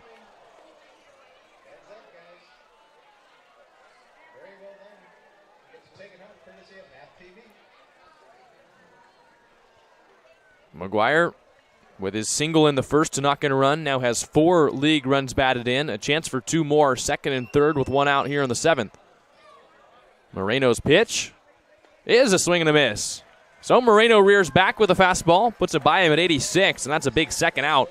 And he gets the strikeout in the strikeout spot. Yeah, huge strikeout for A.J. Moreno. Now with 2 outs here, you can just go over the first. You can go to any base, actually. Moreno's on 2nd and 3rd. And now an intentional walk. So Grady Morgan, Dean Trainer's not letting Moreno face him again. So you'll get the bases loaded with 2 outs. So you get the force at any base. And I think that might be the smart decision. We saw what Morgan did the first time to Moreno, and Dean Trainer not giving him a chance to do it again. And it makes sense, seeing Moreno well after that mistake and that center cut fastball at 87. Here's Nathan Cadena, the first baseman from San Jose State. A fly out, a ground out, and a walk. Moreno deals, and that fastball's on the outside corner. We've seen the command slip a little bit more for AJ here in this inning, and with the bases loaded, he's got to be careful. 2 walks in the inning, a 3rd would bring in a run. Yeah, now facing a guy with 11 RBI and Nathan Cadena in league play so far this season. Another guy who can get the job done. An 0-1 on the way, and Cadena breaks his bat, a soft roller to short. Kate O'Hara underhand flips to Rulli at second, and the Blues get the out. A.J. Moreno gives up a run. The Riptide take the lead on a Reese Chapman single. As we head to the bottom of the 7th, it's now 3-2 Riptide on the SLO Blues streaming network.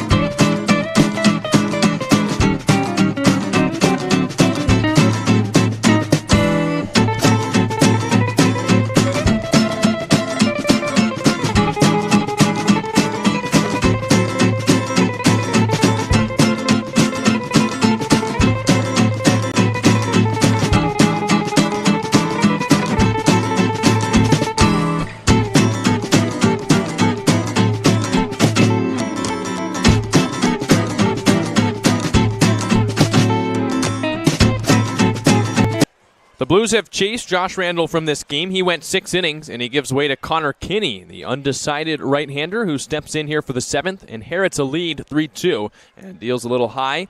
A fastball to Giovanni Blanchette, 1 ball and no strikes. It's Blanchette, Adams, Darcy here, and now the Blues trail by a run. The velocity significantly going down.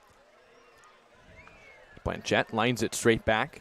Was there ever an adjustment where, I think you'd hear this talked about in Little League, coaches will sometimes throw a fast guy and then a slow guy. What was the adjustment like if you were facing a fast guy and then you moved to someone who is throwing maybe a little bit more in the 80s? Well, it was easier facing that type of speed differential where you're going fast then to slow, because then your reaction time, you can, all game you're gearing up for a fastball that is most likely going to beat you. So now when you have that same load and you're seeing it significantly less velocity, almost looks like a beach ball if you're seeing it really well. 2-1. Blanchette takes low. Connor Kinney, not an easy arm to face. A 1.13 ERA so far. 8 innings. He's allowed just 1 earned run. Strikeout number's not as high, just 4 Ks in 8 innings. So a little bit more hittable than Randall. 3-1. And Blanchette pops it straight back foul. Randall went the 6 complete innings, allowed 2 hits, the 2 runs. Only one of them earned as his defense made a poor play back in the 4th. And he also struck out 6. We can say the velocity is significantly less. I could say it looks like a beach ball. Hitting is still hard, and you're still going to find a way to somehow be out in front on it as well. 3-2, Blanchette pops it up. Sky high on the infield. The third baseman, Garati, calls for it, and he makes the catch.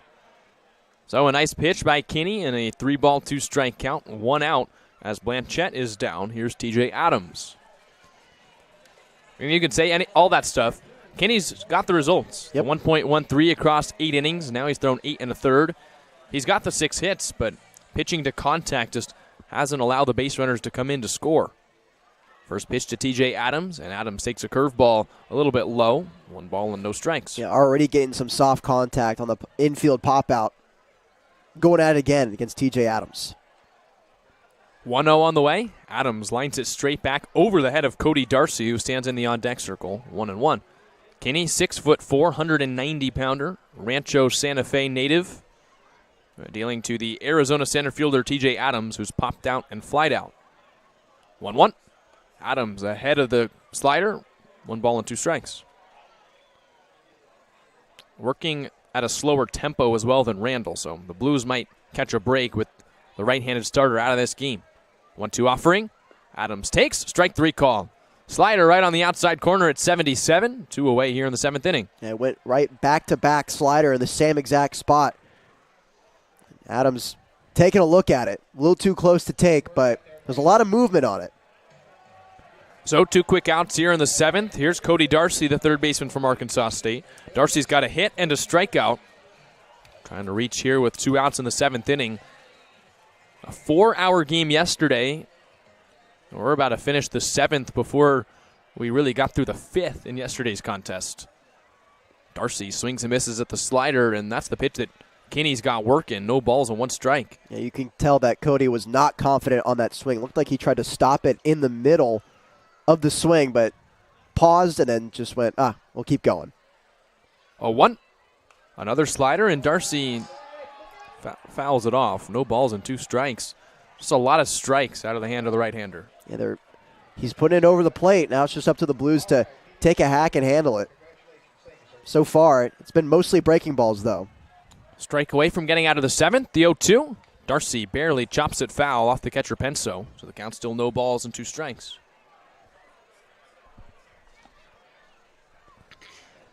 Going back again with the slider. Like we said, pitching the contact, wanting to enforce some more soft contact here for slow. And it appears that's how he does it with those off-speed pitches. Another 0-2. Darcy spoils it foul. Another liner off the bat. Another breaking ball. He's just peppering that outside corner with sliders. Continues to fill up the zone. No balls and 2 strikes. And the juxtaposition of the 2 arms we've seen with Randall, who knows he can beat hitters with the fastball.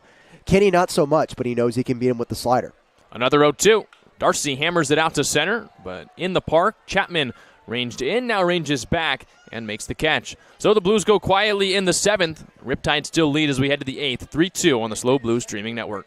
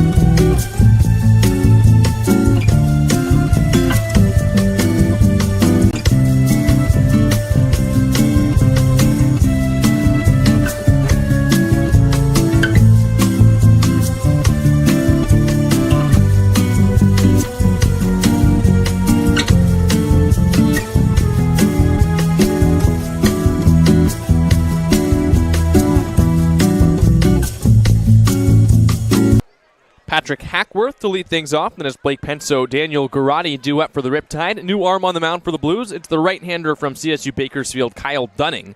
He deals a first pitch slider, a little off the plate inside, and no swing, says a third base umpire by Hackworth. So 1-0 the count. Dunning, 6 foot, 195-pound redshirt junior right-hander, has a 2.57 ERA and 7 innings so far for the Blues. As Hackworth leaves that one outside, 2 balls and no strikes. So it went Gonzalez, Moreno, now Kyle Dunning. Blues trail at 3-2 here in the 8th. 2-0 offering, and Hackworth takes that fastball in there for a strike. 86 at the bottom of the zone, 2-1. Riptide scored a run in the 7th. It was a single from Reese Chapman, his 17th league RBI, put the Riptide in front. So the Blues trying to keep it close as Hackworth swings and misses, 2-2. And then get the offense a chance to come back, at least tie the game up, maybe win it here today. 2-2, Dunning comes set. Now he brings it home. And he struck him out. Fastball right by Hackworth at 87. 1 out here in the 8th. It was a comeback win for the Blues yesterday. We mentioned the offensive explosion, but the pitching was a big piece of it. It was 8-3, and then for the final 5 innings, the Blues didn't allow a run. They went 10 unanswered on offense and picked up the 13-8 comeback victory. Today runs a little bit more at a premium, but the Blues will have to come back again. And here's a swing and a miss from Penso. No balls and 1 strike. The UC Irvine catcher is 1 for 3 today. A fly out, a ground out, and a single. Dunning's got to tie his shoe. Make sure he hits the double knot. Now he'll re-step back on the mound. 0-1, 1 out here in the 8th. The 1-run lead for the Riptide. Pitch on the way. Penso leaves it outside with a slider, 1 ball and 1 strike.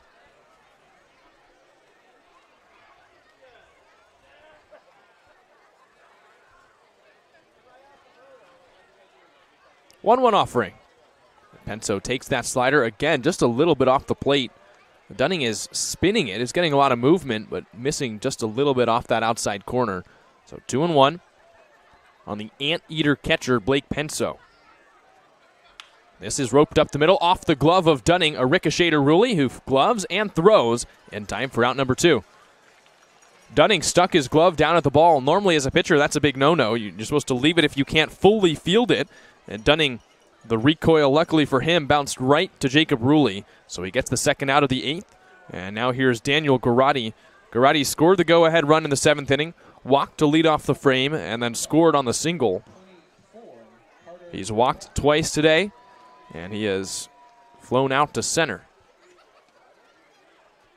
0-0. Garotti swings to the first pitch, lines it straight back. Fastball outside at 87 from Dunning. No balls and 1 strike.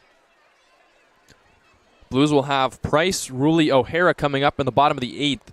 6 more outs to play with offensively to try and come back and win this game. 0-1. Garotti leaves it low to the backstop at 86. 1 ball and 1 strike. Dunning did not pitch in his first season with CSU Bakersfield after making 11 appearances for Michigan State back in 2022. There he had an 11 ERA and 13.2 innings. So then the transfer. He's transferred twice, and he'll stay at Bakersfield, hope to get on the mound as a redshirt junior next season. Set to the belt, 1-2. And Garotti rolls it on the ground. A long run for Rulli. He's got it on the outfield grass. Cross the body throw in time for the out. A 1-2-3 inning for Dunning. We head to the bottom of the 8th. Blues still trail by 1 here on the Slow Blues Streaming Network.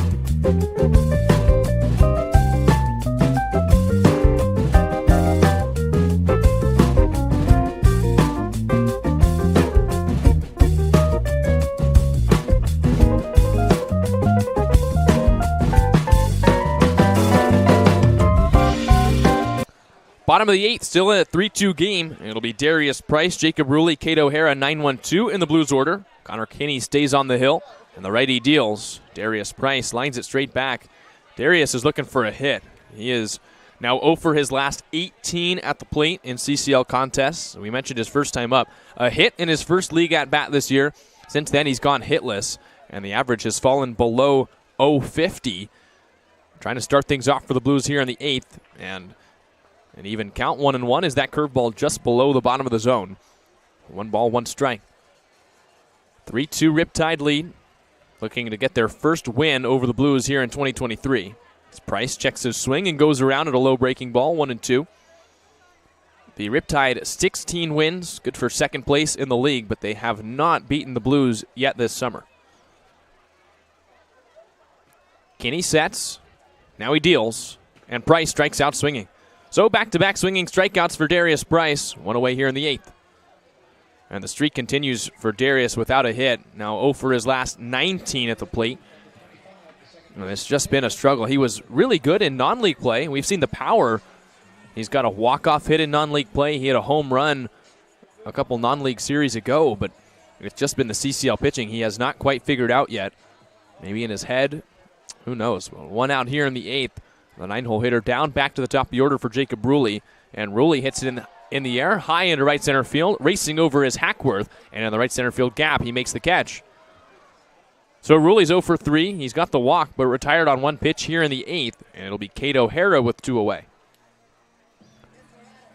Well, the Blues got the 2 runs in the 4th. And since then, they have gone, at this point now, 11 up, 11 down against Riptide pitching. So once the Blues got that 2-1 lead, it's been all Orange County. Randall went 2, now 1 2/3 so far from Connor Kinney. 11 straight retired by the Riptide. Kate O'Hara trying to stop the streak with 2 outs here in the 8th. Pitches outside. Trying to avoid 4 consecutive 1-2-3 innings are the Blues. Want to know the count on O'Hara.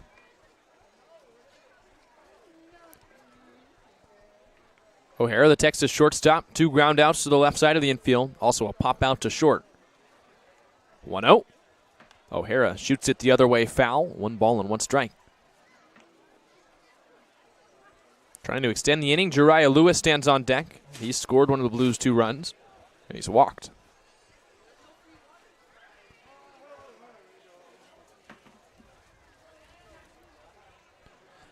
Sun setting here in San Luis Obispo, another great crowd.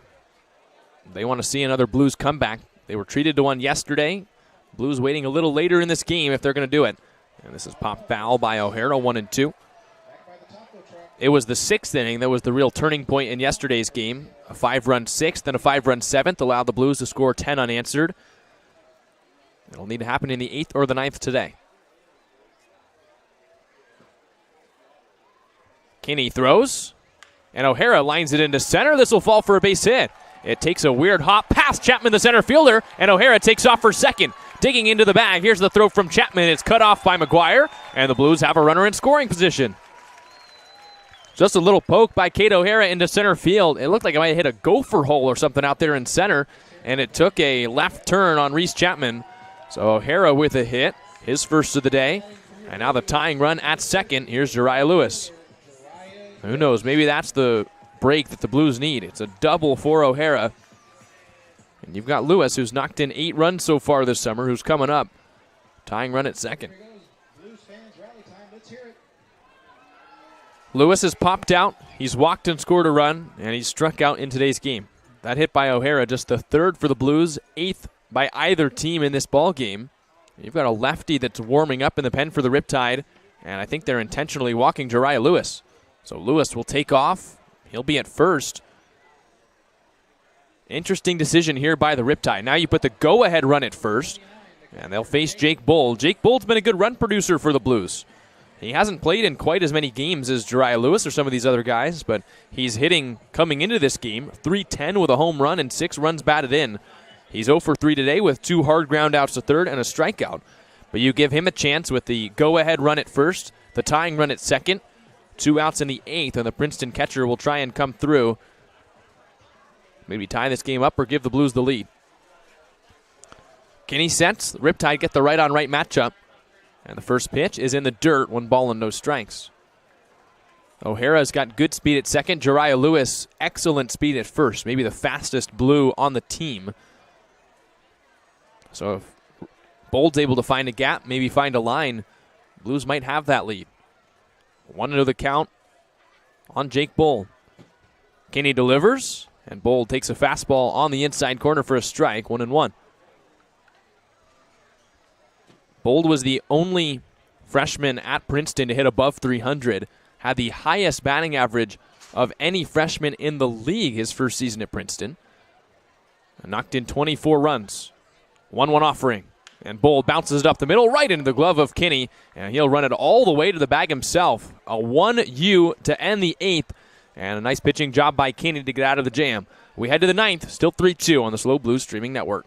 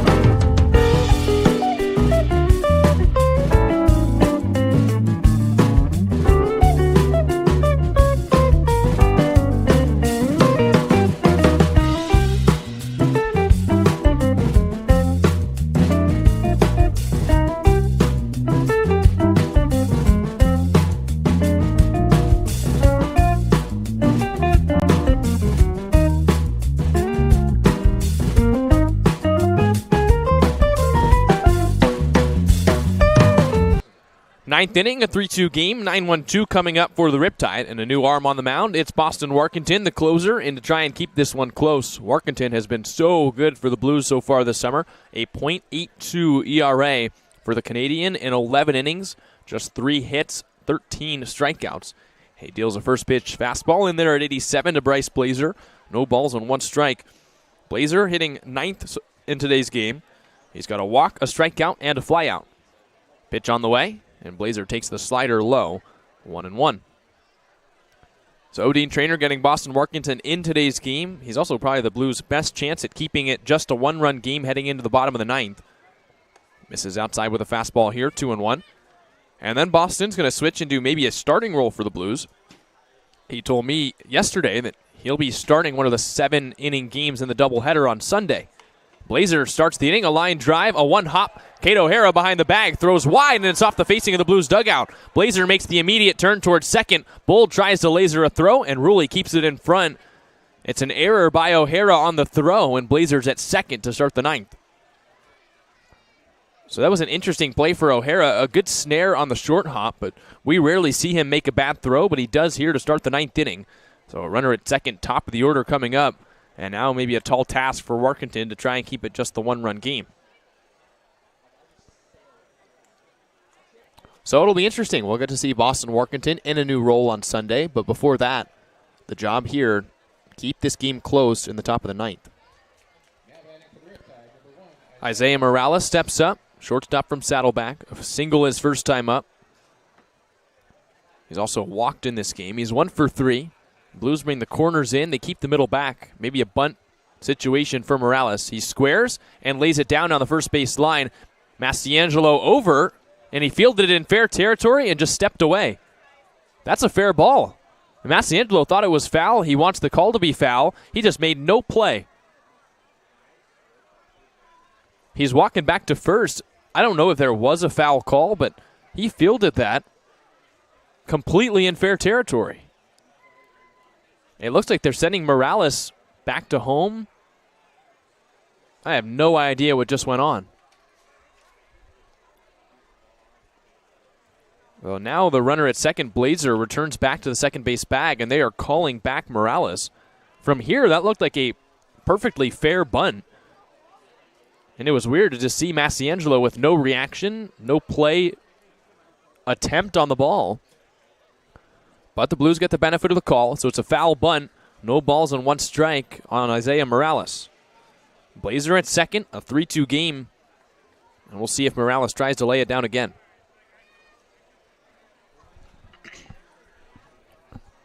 Workington comes set. He deals. Morales squares and takes a fastball in the outside corner for strike 2. Morales is not happy. He thought he bunted it fair. He thought that was a ball.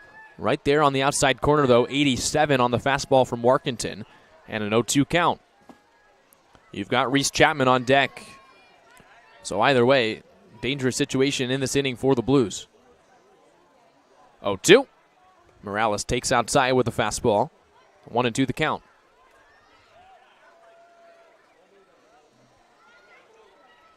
Switch hitter batting left-handed. He's faced only righties today. Workington delivers, and Morales chops it. A big chopper towards second. Rulli has to wait for a hop. He jumps, he throws. It's low, and Mastiangelo has to body it up. Such a big chopper. The Blues had no chance to get an out, and now it's first and third with nobody away here in the ninth. Rulli, instead of getting the big hop, waited for it to come down and bounce again, and that little hesitation allows Morales with his speed to get to first. And Workington got to be thanking Mastiangelo for keeping Rulli's throw in front. The Blues almost had back-to-back throwing errors.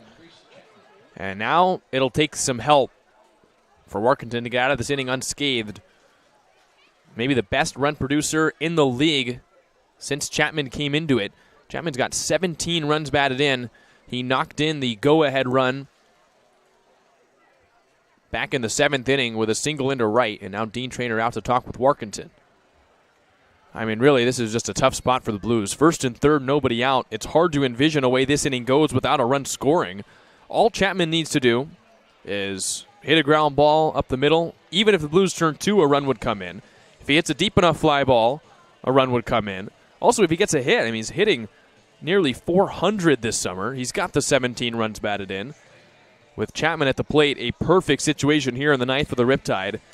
And Dean Traynor trying to inspire his defense and Workington on the hill to work around the traffic here in the ninth. If you look ahead to the bottom of the inning, the Blues will have Mastiangelo, Blanchette, and Adams coming up.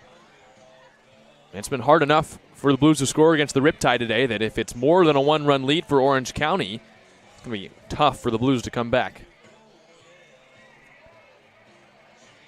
Traynor departs, the infield backs away. Workington with a laugh on the mound, so not feeling the pressure here. Runners at the corners. It's Blazer at third, Morales at first, both with good speed. And Chapman coming up. Chapman is grounded into 2 fielders' choices. He flew out deep to left center, and he's got that single with the RBI.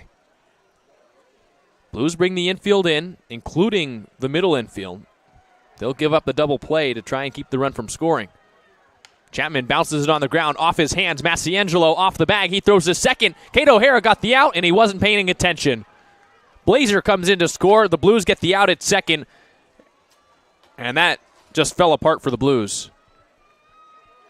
Massiangelo made the right play. Blazer was not running from third. And Kate O'Hara, who caught the ball at second, just did not turn, didn't think about the runner, and now it's 4-2. That was a gift for the Blues. They had a chance to get one out, maybe get another out at home, or catch up the runner in between third and home, but Kate O'Hara didn't think about the next step, and the Blues allow the run. So another RBI for Chapman, his third fielder's choice of the day, and now he takes off for second. The pitch is low, Bold throws down, and Chapman steals another. That's the second stolen base for the Tennessee center fielder. Now another runner in scoring position with just one out. Things are falling apart here for the Blues in the ninth.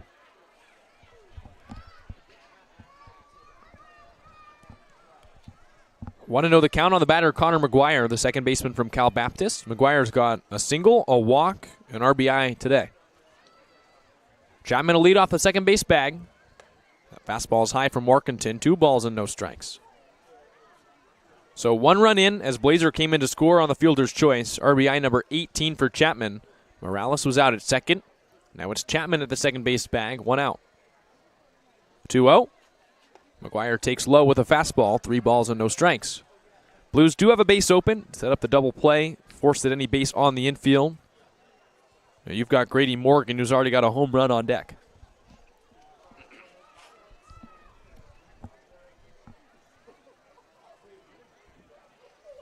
.3-0. McGuire takes a fastball on the inside corner for a strike. 86 out of the hand of Workington. 3 balls and 1 strike. Chapman, as we've already seen today with his 2 stolen bases and his play in center, real good speed. 3-1 comes home, and McGuire takes outside. Bold watches it to the backstop, and McGuire will take third. Well, that's Chapman to third, McGuire to first. Runners at the corners with 1 away. So the Blues have already allowed 1 run here in the ninth. They do not want to allow another. It's already been a tough enough inning. It's been so hard for the Blues to score today that I'm not sure how much they can afford to allow more runs here in the ninth inning.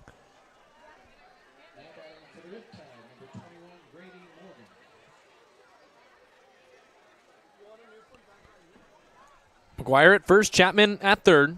And the batter's Grady Morgan. Morgan's got 2 strikeouts, a 410-foot home run, and an intentional walk.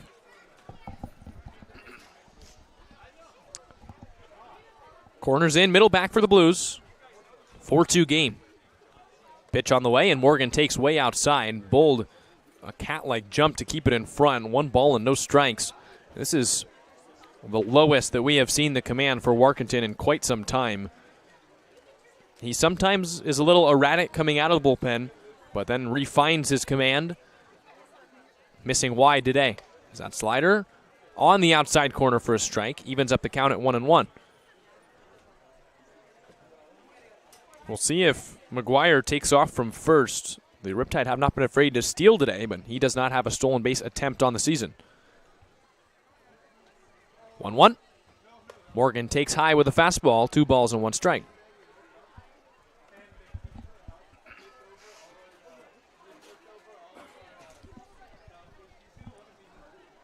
Two and 1 the count, 1 out, 2 runners aboard. Now the 2-run lead for the Riptide as Workington deals, and Morgan takes a fastball right at the hands for a strike. 2 balls and 2 strikes. So this is a strikeout spot for Workington unless he can roll a double play. We got the middle back trying to turn that double play. Corners are in to try and cut off Chapman from scoring at home. 2-2. It's outside. 3 balls and 2 strikes. A walk would load the bases, and you've got Cadena standing on deck. Payoff pitch. Morgan swings and misses. Bold tags him out. Ball popped out of his glove. And that's the final. That's the second out of the inning. So Morgan strikes out for the 3rd time. Nice pitch by Workington, who blew it right by him. And now you've got Nathan Cadena coming up. First baseman from San Jose State's got a ground out, a walk, a fly out, and a ground out. He's 0 for 3. Still runners at the corners, 2 away. As Workington comes home, Cadena takes a fastball on the outside corner. No balls and 1 strike. Fastball down to 84 for Boston Workington. He's maybe feeling the effects of this long season. We saw him 90 plus when he joined the Blues. Fastball dwindling in velocity. That's the slider, and it's right there at the bottom of the zone. A swing and a miss from Cadena. No balls and 2 strikes. So it would be a win if Workington can get out of this ninth with only the 1 run in. An unearned run on the errors up by his defense. An 0-2 count. He deals, and he struck him out. Went back to the slider, and Cadena strikes out swinging. We head to the bottom of the ninth. It'll be Mastiangelo, Blanchette, Adams. The Blues need 2 to tie, 3 to win as we head to the 9th inning on the SLO Blues streaming network.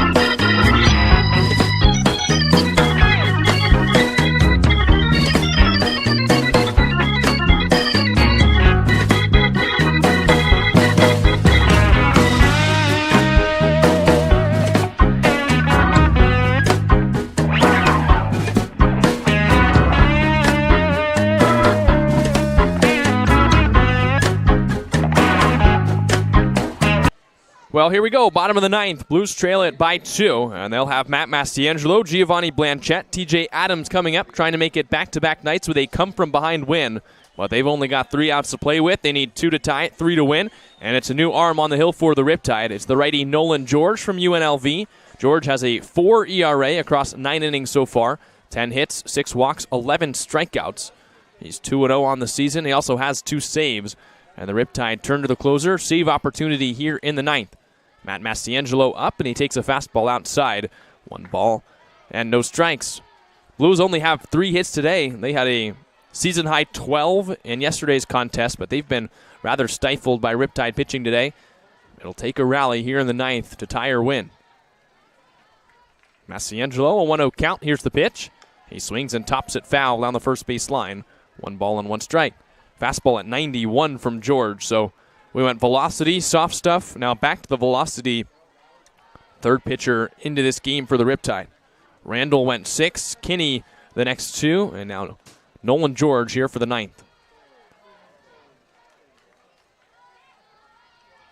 1-1 George, an offset stance. Set at the belt, he brings it home. And that fastball is in there. 93 on the outside corner. 1 ball and 2 strikes.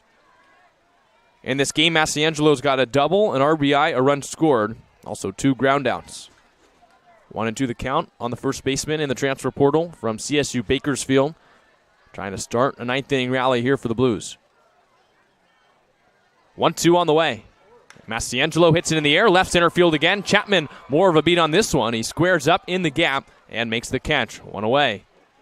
So Mastiangelo hit it in a similar spot to his double, but a little more loft under this baseball. Hit it 81, and it was collected in left center by Chapman this time. So 1 out, and the Blues will send up a pinch hitter for Giovanni Blanchette. This is Jake Hicksonbaugh. So Hicksonbaugh will hit with 1 out. The kid heading to Monterey Peninsula College, gets the shot, and it's a left-on-right matchup now. Steps in for the righty Blanchette. Hicksonbaugh is 4 for 15 so far in league play. He's also walked 5 times. And we've seen it all season with the Atascadero product that his bat-to-ball skills may be the best on the team despite being the youngest player the Blues have. Good guy to go to if you need someone to get on base. And there's another pinch hitter on deck in Nin Burns. Fastball to Hicksonbaugh at 92 on the outside corner for a strike. So Burns will be hitting for TJ Adams. Late entries here for Dean Traynor in the 9th. 0-1. Hicksonbaugh swings and misses. 92-mile-an-hour fastball again. And a count 0-2. So Hicksonbaugh needs to battle. 2 strikes, 1 out here in the 9th. Blues trail it by 2. George comes set, kicks and fires. Back to the fastball, but he misses high and out. 1-2 the count. We've seen nothing but the hard stuff here from George.